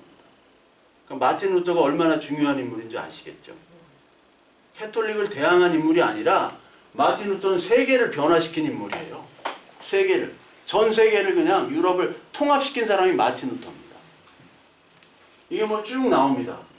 마틴 루터가 독일 국민 귀족에게 고함, 바빌론 유수, 그리스도인의 자유. 뭐 이것도 제가 예전에 읽었던 글들이에요. 읽었던 글들인데 이걸 하니까 교황이 가만히 있겠어요? 파문을 시켜버립니다. 루터 파문. 파문을 시킨다는 건 죽이라는 얘기예요. 네, 목숨을 끊으라는 얘기예요. 그때부터 이게 깨달은 사람이 농민 전쟁, 농민들이 들고 일어나는 거예요. 그때 독일에는 아직까지 봉건제도였어요. 봉건제도. 왜냐면 독일은 발달된 문명이나 그런 게 없었기 때문에. 카를로세 또 나와 얘는. 얘는 뭐 안 끼는 데가 없어. 카를로세 때 이런 일들이 있었고 멜라니톤이라는 또 인물이 있는데 여기 그냥 다루지 않고요. 이때부터 이제 전쟁이 시작됩니다. 루터파와 캐톨릭 종교 간의 전쟁. 특히 여러분 앙리 4세라고 있는데 앙리 4세가 여기 없네. 앙리 4세가 낭트 칙령을 발표를 했는데 앙리 4세가 원래 캐톨릭이었습니다. 프랑스 왕이에요. 근데 개신교로 바꿔요. 네. 근데가 나중에는 또 캐톨릭으로 또 개종을 해요. 앙리 4세의 아들이 루이 13세, 루이 13세의 아들이 루이 14세, 태양왕, 그 베르사유 궁전, 그리고 루이 16세까지 이어져요. 앙리 4세 때 이제 부르봉 왕조. 부르봉 하면 프랑스 같죠? 부르봉. 합스부르크 하면 막 오스트리아 쪽 같잖아요. 예? 독일 쪽. 근데 부르봉 프랑스. 부르봉 왕조가 앙리 4세부터 시작되고 영국은 영국대로 따로 놀아. 영국대로 교회를 하나 만들어요. 영국 성경회 국교회로 만듭니다. 이때가 헨리 8세 때부터 해서 영국 국교회. 헨리 8세가 수장령이라는 게 이제 우리는 따로 놀겠다. 왜 수장령을 했냐? 캐서린이라는 부인이 있었어요. 이 부인은 원래 자기 형의 부인이었습니다. 형이 죽었는데 이 형수랑 이제 뭐 결혼을 해서 형수 취수해가지고 결혼을 하는 걸로 이렇게 했어요. 근데 캐서린이랑 살다가 보니까 마음에 안 들어. 근데 딸은 하나 낳았어요. 딸이 그 메리 1세라고 블러드 메리. 개신교나 성교도나 뭐 캐톨릭이 아닌 사람 무조건 죽이는 블러드 메리. 별명이 피예요, 피. 다 죽였어요. 블러드 메리. 근데 이 캐서린을 이혼하고 앤 블렌이라는 여자랑 결혼하기 위해서 교황에다가 얘기를 해요. 교황한테 야, 나 이혼할 거야. 허락해줘. 그땐 교황이 허락해야 되거든요. 그때 교황이 누면 클레멘스 7세. 이게 복잡해요. 클레멘스 7세. 해줘 하니까 클레멘스 7세가 안 돼. 근데 왜 안 되냐고 했냐면 클레멘스 7세가 누구한테 당했어요? 칼을 5세한테 당했죠. 사코디 로마를 쳐들어왔잖아요. 칼을 5세한테. 근데 칼을 5세랑 여기 헨리 8세의 부인 캐서린은 어떤 관계냐면 칼을 5세의 이모가 캐서린이에요. 이모. 이모랑 이혼한다고 하는데 칼을 5세가 가만히 있겠어요? 교황이 그래 이혼해 하고 도장 찍은 이 자식 봐라. 칼을 5세 또 쳐들어와. 안 되잖아요. 그래서 안 돼 하고 그러면 안 돼? 그럼 우리가 종교 만들게. 그래서 영국 성공회 수장은 영국 왕 해가지고 만든 겁니다. 그리고 위구노는 프랑스 지역에 있는 개신교도가 위구노고, 근데 위구노와 프랑스 캐톨릭과의 전쟁이 시작됩니다. 성 바돌로마 축일에 살인해가지고 그때 개신교도들이 많이 죽어요. 살해당합니다. 위그노들이 어디로 가느냐? 네덜란드랑 영국이랑 스위스로 가요. 프랑스가 그런 사람들을 또 쫓아내므로 말미암아 프랑스가 약해져요. 그러니까 유대인이나 위그노나 이런 사람들, 그러니까 캐톨릭이 아닌 사람들이 사실 굉장히 상업적으로 은행이나 이런 것들로 좀 유명했거든요. 유명하고 돈도 잘 벌고. 네덜란드 독립전. 네덜란드는 원래 스페인, 그러니까 합스부르크의 그 지배였죠. 나중에 네덜란드 왕이 영국 왕이 됩니다. 나중에 이제 다다음 시간에 나올 거예요. 30년 전쟁. 이거는 개신교와 캐톨릭 간의 전쟁. 이게 끝나고 나서 유럽이 지금의 나라처럼 된 거예요. 이 30년 전이 끝난 게 1648년 베스트팔렌 조약. 우리나라 병조호란 끝나고요. 병자호란 끝나고 우리나라가 그때 효종일 거예요. 아마 효종. 효종이 뭐 청나라를 다시 정복하자 뭐 이렇게 얘기할 때 그때 이건 이제 쭉 아까 그냥 대충 넘어가셔도 됩니다. 이거. 예, 대충 넘어가셔도 되고요. 아우구스부르크 화의인데 회의라고도 하고 화의라고도 하고 이때 이제 개신교를 어느 정도 인정한 거죠. 특히 루터파. 이게 이제 칼뱅파, 루터파. 루터파가 있고 칼뱅파가 있습니다. 루터 이후에 나온 칼빈이 스위스 제네바. 이쪽에서 장로교가 나온 거예요. 제네바를 아주 이 기독교 도시로 만들려고 했던 사람이 칼뱅이에요. 뭐 개신교에서는 워낙 유명한 사람이기 때문에 루터보다 훨씬 유명합니다. 칼뱅, 프랑스 말로는 영어는 캘빈이라고 하고, 위그노 프랑스 사람들이 다 이쪽으로 넘어간 거예요. 영국으로 넘어가고 이쪽으로 가고 스웨덴 쪽으로도 가고 이쪽은 다 그 루터파입니다. 루터파 북유럽 쪽. 그러니까 이쪽하고 이쪽하고 대결인데 사실 30년 전쟁 때 프랑스는 전통적으로 캐톨릭 국가잖아요. 캐톨릭인데 이 30년 전쟁할 때는 개신교권을 또 들어요. 네. 왜냐하면 정치적인 이해, 경제적인 이해 때문에. 그러니까 주로 이제 30년 전쟁 때는 합스부르크, 스페인, 오스트리아 이쪽과 이쪽 전체 그리고 프랑스의 일부와의 대결입니다. 30년 전쟁. 그 구교와 신교의 전쟁. 여기 이제 쭉 독일, 프랑스, 네덜란드, 독일 이렇게 쭉 나오죠. 그 네덜란드가 요때 독립을 전쟁을 하고 요때 독립을 했다라고 보시면 돼요. 네덜란드가. 낭트 칙령은 위그노 전쟁을 통해서 앙리 4세가 위그노의 자유를 선언한 거예요. 야, 개신교 인정한다. 그렇게. 그리고 앙리 4세가 개신교로 바꿉니다. 위그노의 신앙 자유 부여. 근데 이게 언제 낭트 칙령이 폐지되냐면요. 낭트 칙령이 루이 14세 때 폐지가 됩니다. 야, 다시 위그노들 다 나가. 아니면 죽어. 완전 우리는 캐톨릭 국가야. 프랑스는. 루이 14세. 태양왕 아시죠? 태양왕 그 어디죠? 베르사유궁. 화장실이 없다는 베르사유궁. 그 넓은 베르사유궁. 이런 전쟁이 다 종교 전쟁이다. 신이 뭐길래 그렇게 막 종교 전쟁. 이건 보름스웨이라고 마틴 루터가 여기에 파문을 당합니다. 도망가요. 도망가서 성 안에서 집필을 해요. 거기 성주 제후가 감춰져요. 아무도 못 죽이게. 마틴 루터를 죽이려고 하는 사람들이 수십만이에요. 죽이려고. 이단이라고 죽이려고 하는 사람. 근데 옹호하는 사람도 수십만이에요. 이거 잘못됐다. 교화제도 잘못됐다. 고쳐야 된다. 성경으로 돌아가자. 성경 출판하니까 난리가 난 거예요. 이제 농민들 일어나고 우리가 지금까지 바보 등신처럼 속고만 살았네. 사람은 글을 알아야 돼. 해가지고 농민 전쟁이 일어났어요. 독일에서. 농민 전쟁이 일어나가지고 농민 전쟁을 했던 사람이 토마스 뮌처라고 최초의 공산주의자라고. 공산주의 프롤레타리아 혁명가.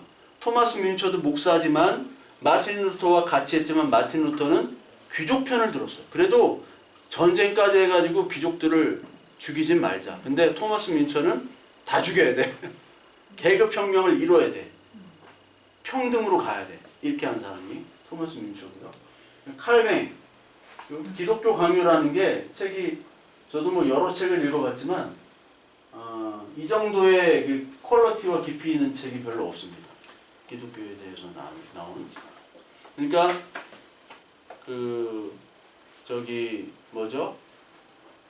토마스 아퀴나스의 신학 대전 그리고 칼뱅의 기독교 강요. 이거는 사실 어떤 뭐 일반 종교 없는 분이라도 한 번은 읽어보셔도 될 거예요. 되게 좀 두껍죠. 그러면 4편까지 나오기도 하고 3편도 있고 어떤 건 그냥 한 권짜리로 되어 있는 것도 있는데 개신교에서는 이건 뭐 꼭 많이 있죠. 목사님들은 많이 있죠. 장 칼뱅이 그렇고 개신교가 나와가지고 종교 개혁을 막 했는데 그럼 캐톨릭은 가만히 있겠어요? 가만히 안 있겠죠. 캐톨릭도 반종교 개혁이라고 종교 개혁을 반대하는 운동을 했습니다. 반대하는 운동을 해가지고 뭐 트리엔트 공의회라든지 그런 회의를 해가지고 캐톨릭 신학을 권고히 한 다음에 선교사들을 파송해요. 어디로? 중국, 일본, 동남아, 인도. 이 사람 마테오 리치입니다. 한 번씩 들어보셨죠? 중국으로 갑니다. 천주실이라는 책을 썼는데 이 마테오 리치가 중국어를 잘했어요. 그리고 중국의 역사나 유교를 통달한 사람이에요.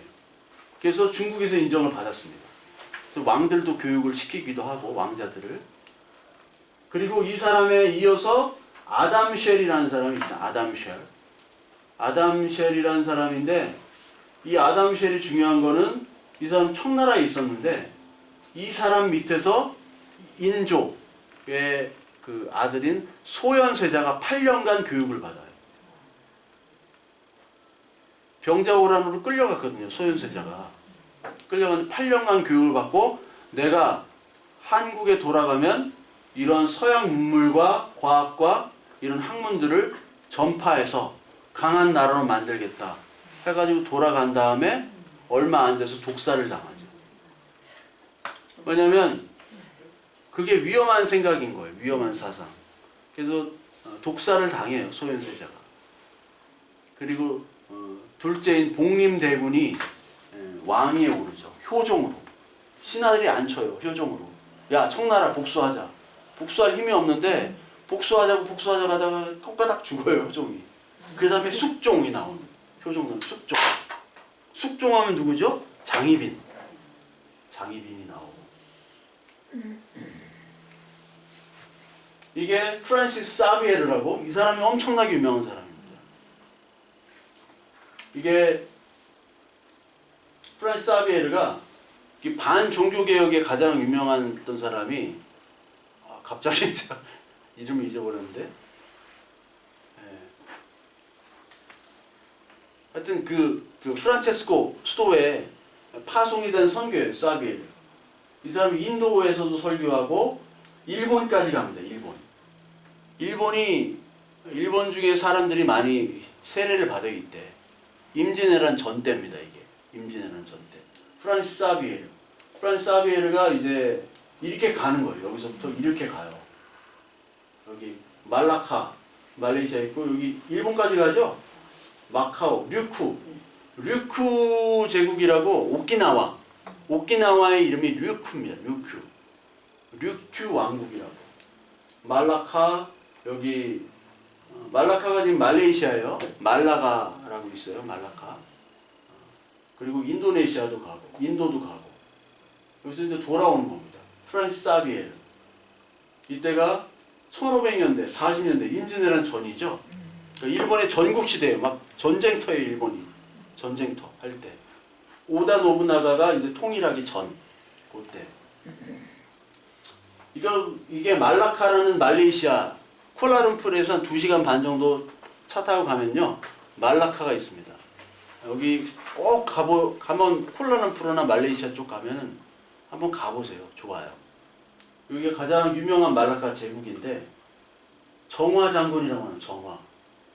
1405년에 이미 콜럼버스가 하기 전 거의 90년 전에 정화가 그 영락제라고 있어요. 그 명나라 왕 영락제의 명을 받아가지고 여기서 이렇게 다 사비에르가 왔던 거를 100년 전에 이미 140년 전에 마다가스카르까지 가요. 여기까지 다.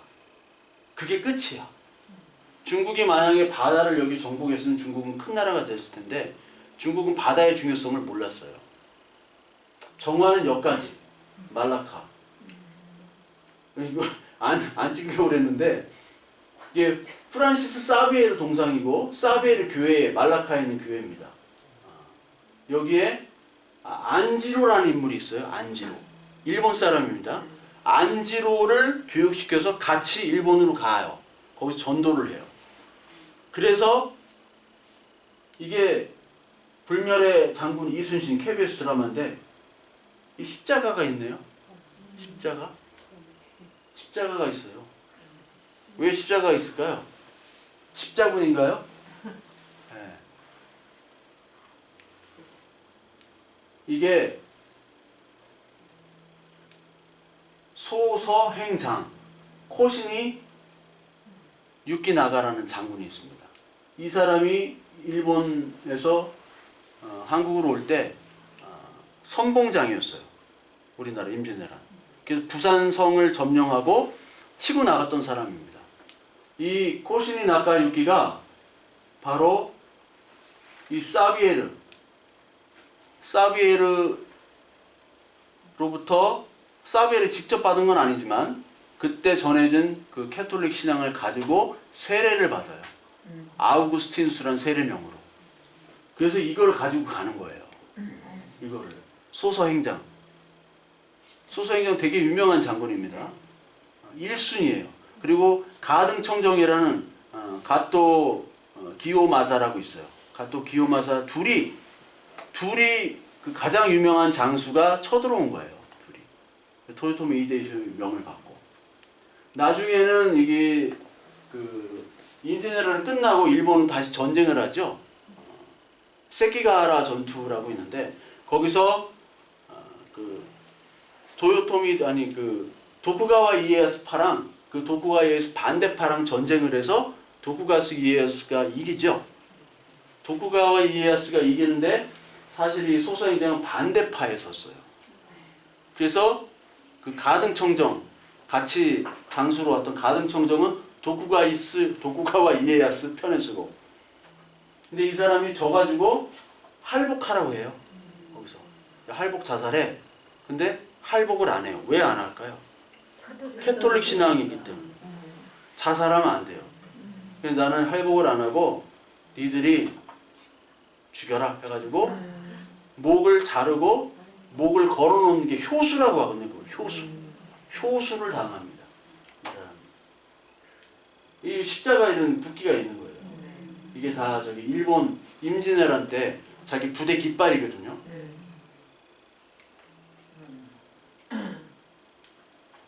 이건 프로테스탄트 윤리와 자본주의 정신, 막스 베버 너무 유명한 책이죠. 이게 왜 이 사람이 연구를 했냐면 개신교 쪽 사람들 지역이나 보니까 캐톨릭 쪽 지역과 사람들에 비해서 수입이 2~3배가 더 높아요. 2~3배가. 그러니까 개신교는 왜 잘 살까를 연구를 시작한 거예요. 그게 프로테스탄트 윤리, 자본주의 정신. 프로테스탄트 윤리가 자본주의까지 이어졌다. 다 맞는 건 아니에요. 잘못 분석한 게 많아요. 잘못 분석한 게 많은데 이 칼뱅, 소명, 뭐 예정 이런 거 들어보셨죠? 예정론. 예정론을 간단히 설명을 드리면 예정론이라는 게 좀 많이 거부감이 있는데 예정론은 오늘도 하느님이 예정한다는 거예요. 오늘도 예정하고 내일도 예정하고 태초에도 예정하고 계속 예정했다는 거예요. 그걸 시간적인 관념에서 봐야 되거든요. 하나님은 모든 그 시간대에 함께 하실 수 있는 분. 그렇게 보면 예정론은 쉽게 이해가 되고 거부감이 없는데 예정론은 운명론이라고 사실 많은 사람들은 생각을 해요. 그 예정론과 직업 소명 때문에 그런 윤리, 근검 절약, 윤리 때문에 자본주의가 태생했다라고 이 막스 베버는 보는데 조금은 맞는 경우도 있어요. 근데 다 맞지는 않는다. 이게 헨리 8세 영국이 어떻게 종교를 만든 영국 종교개혁이죠. 6명의 아내가 있는데 캐서린이 3명이에요. 앤이 2명. 네.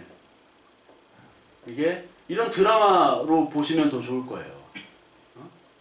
이게 얼마나 유명합니까? 에릭 바나. 에릭 바나 아시죠? 네. 헥토르로 나왔잖아요. 트로이의 헥토르. 스칼렛 요한슨 너무나 유명하죠. 네. 나탈리 포트만. 네. 이 인기 있는 배우들만 나왔는데 이거 천일의 스캔들. 디아더 이게 뭡니까? 볼린. 엠볼린이라고 얘기하는데 엠볼린.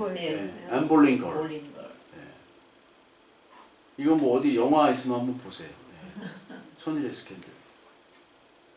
이게 캐서린이 카를 5세의 이모라고 그랬죠? 예. 이 캐서린의 딸이 메리입니다. 메리. 블러드 메리. 블러드 메리. 네. 독하게 생겼죠? 네, 블러드 메리. 엄청나게 죽였어요. 딸입니다. 헨리 8세와 캐서린 사이의 딸. 근데 이 블러드 메리는 누구랑 결혼하냐면요. 저기랑 결혼해요. 또 이 카를 5세의 아들인 펠리페 2세랑 결혼해요. 펠리페 2세.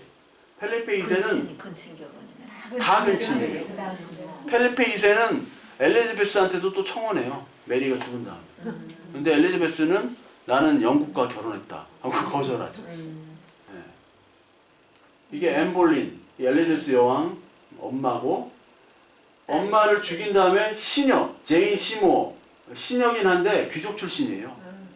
이 시녀를 통해서 에드워드가 출생이 됩니다. 예, 그러니까 에드워드가 왕이 되고요. 헨리 8세가 죽은 다음에. 근데 에드워드가 12살 때 왕이 됐는데 17살에 죽어요. 금방 죽었는데 에드워드가 그 다음 순위가 메리거든요. 블러드 메리. 그 다음 순위는 엘리자베스예요. 순위가. 근데 에드워드가 제인 그레이라는 여자한테 왕위를 양도해요. 제인 그레이는 왕족이 아니라 그냥 귀족이에요. 귀족인데 아주 학문이 깊은 여자인데 부모가 극성이야. 부모가 왕을 만들려고 막 이렇게 해가지고 어떻게 왕이 됐어. 근데 8일만 왕하고 8일의 왕, 죽임을 당합니다. 그 다음에 메리가 등극을 하는 거예요. 메리가 등극을 하고 이제 뭐 캐서린 마지막 부인도 캐서린입니다. 이게 엘리자베스 여왕이죠. 키가 185였다나 뭐 하여튼. 네. 그리고 이게 펠리페 2세. 둘이 나중에 전쟁을 해가지고 펠리페 2세가 집니다. 아르마다. 스페인 무적 함대를 아르마다라고 하거든요. 전쟁이 진 다음에 이 스페인은 네덜란드도 뺏기고 그 다음부터는 이제 몰락하기 시작해요. 스페인. 이 합스부르크가 막 쪼개지기 시작합니다.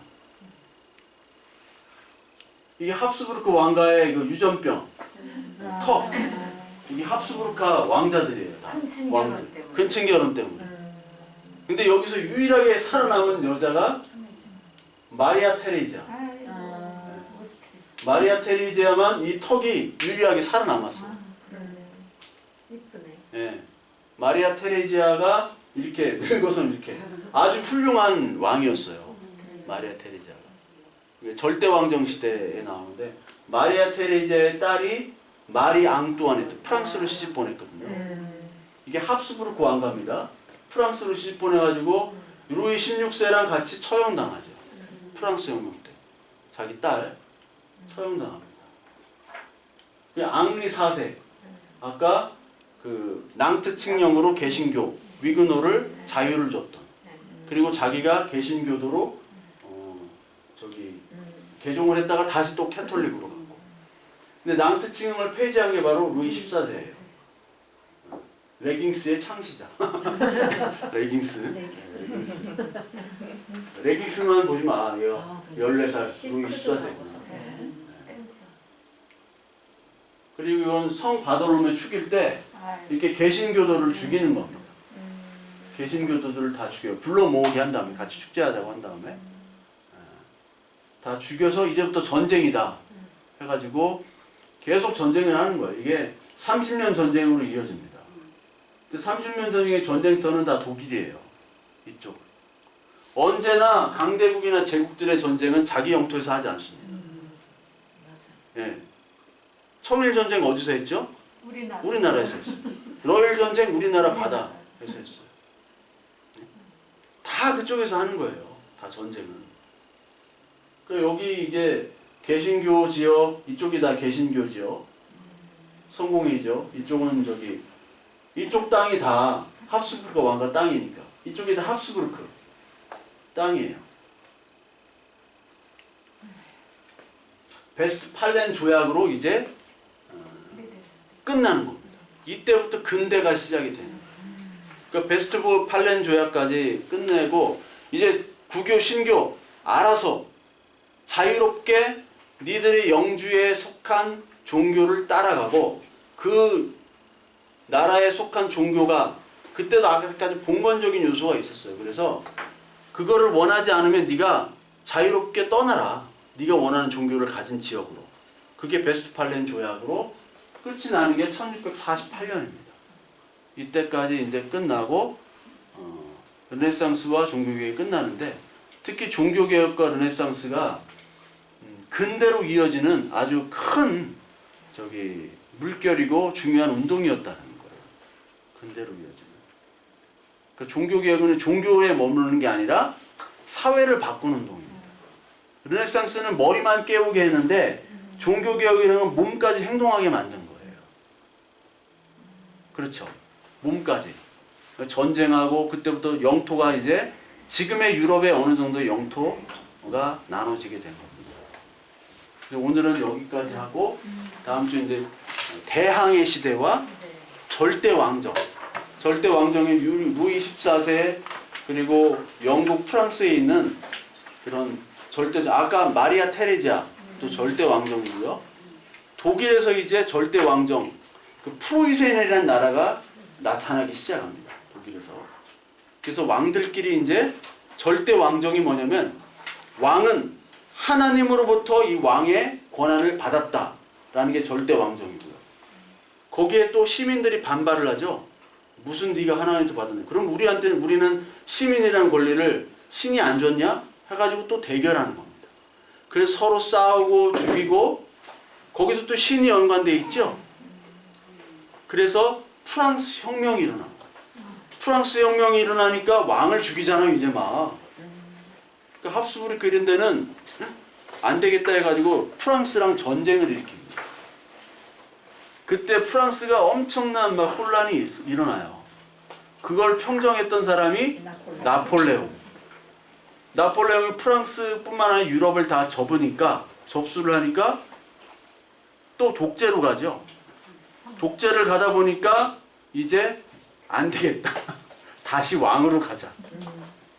그랬다가 왕이 시키니까 왕도 안 되겠다. 다시 그때부터 대통령 제도가 시작합니다. 통령이라는 제도가 나폴레옹부터 시작이 되는데 이제 그때부터 이제 통령 제도 뭘 하다가 지금의 현대적인 어떤 제도가 되기 시작하는 그 절대 왕정 시대를 다음 시간에 하도록 하겠습니다.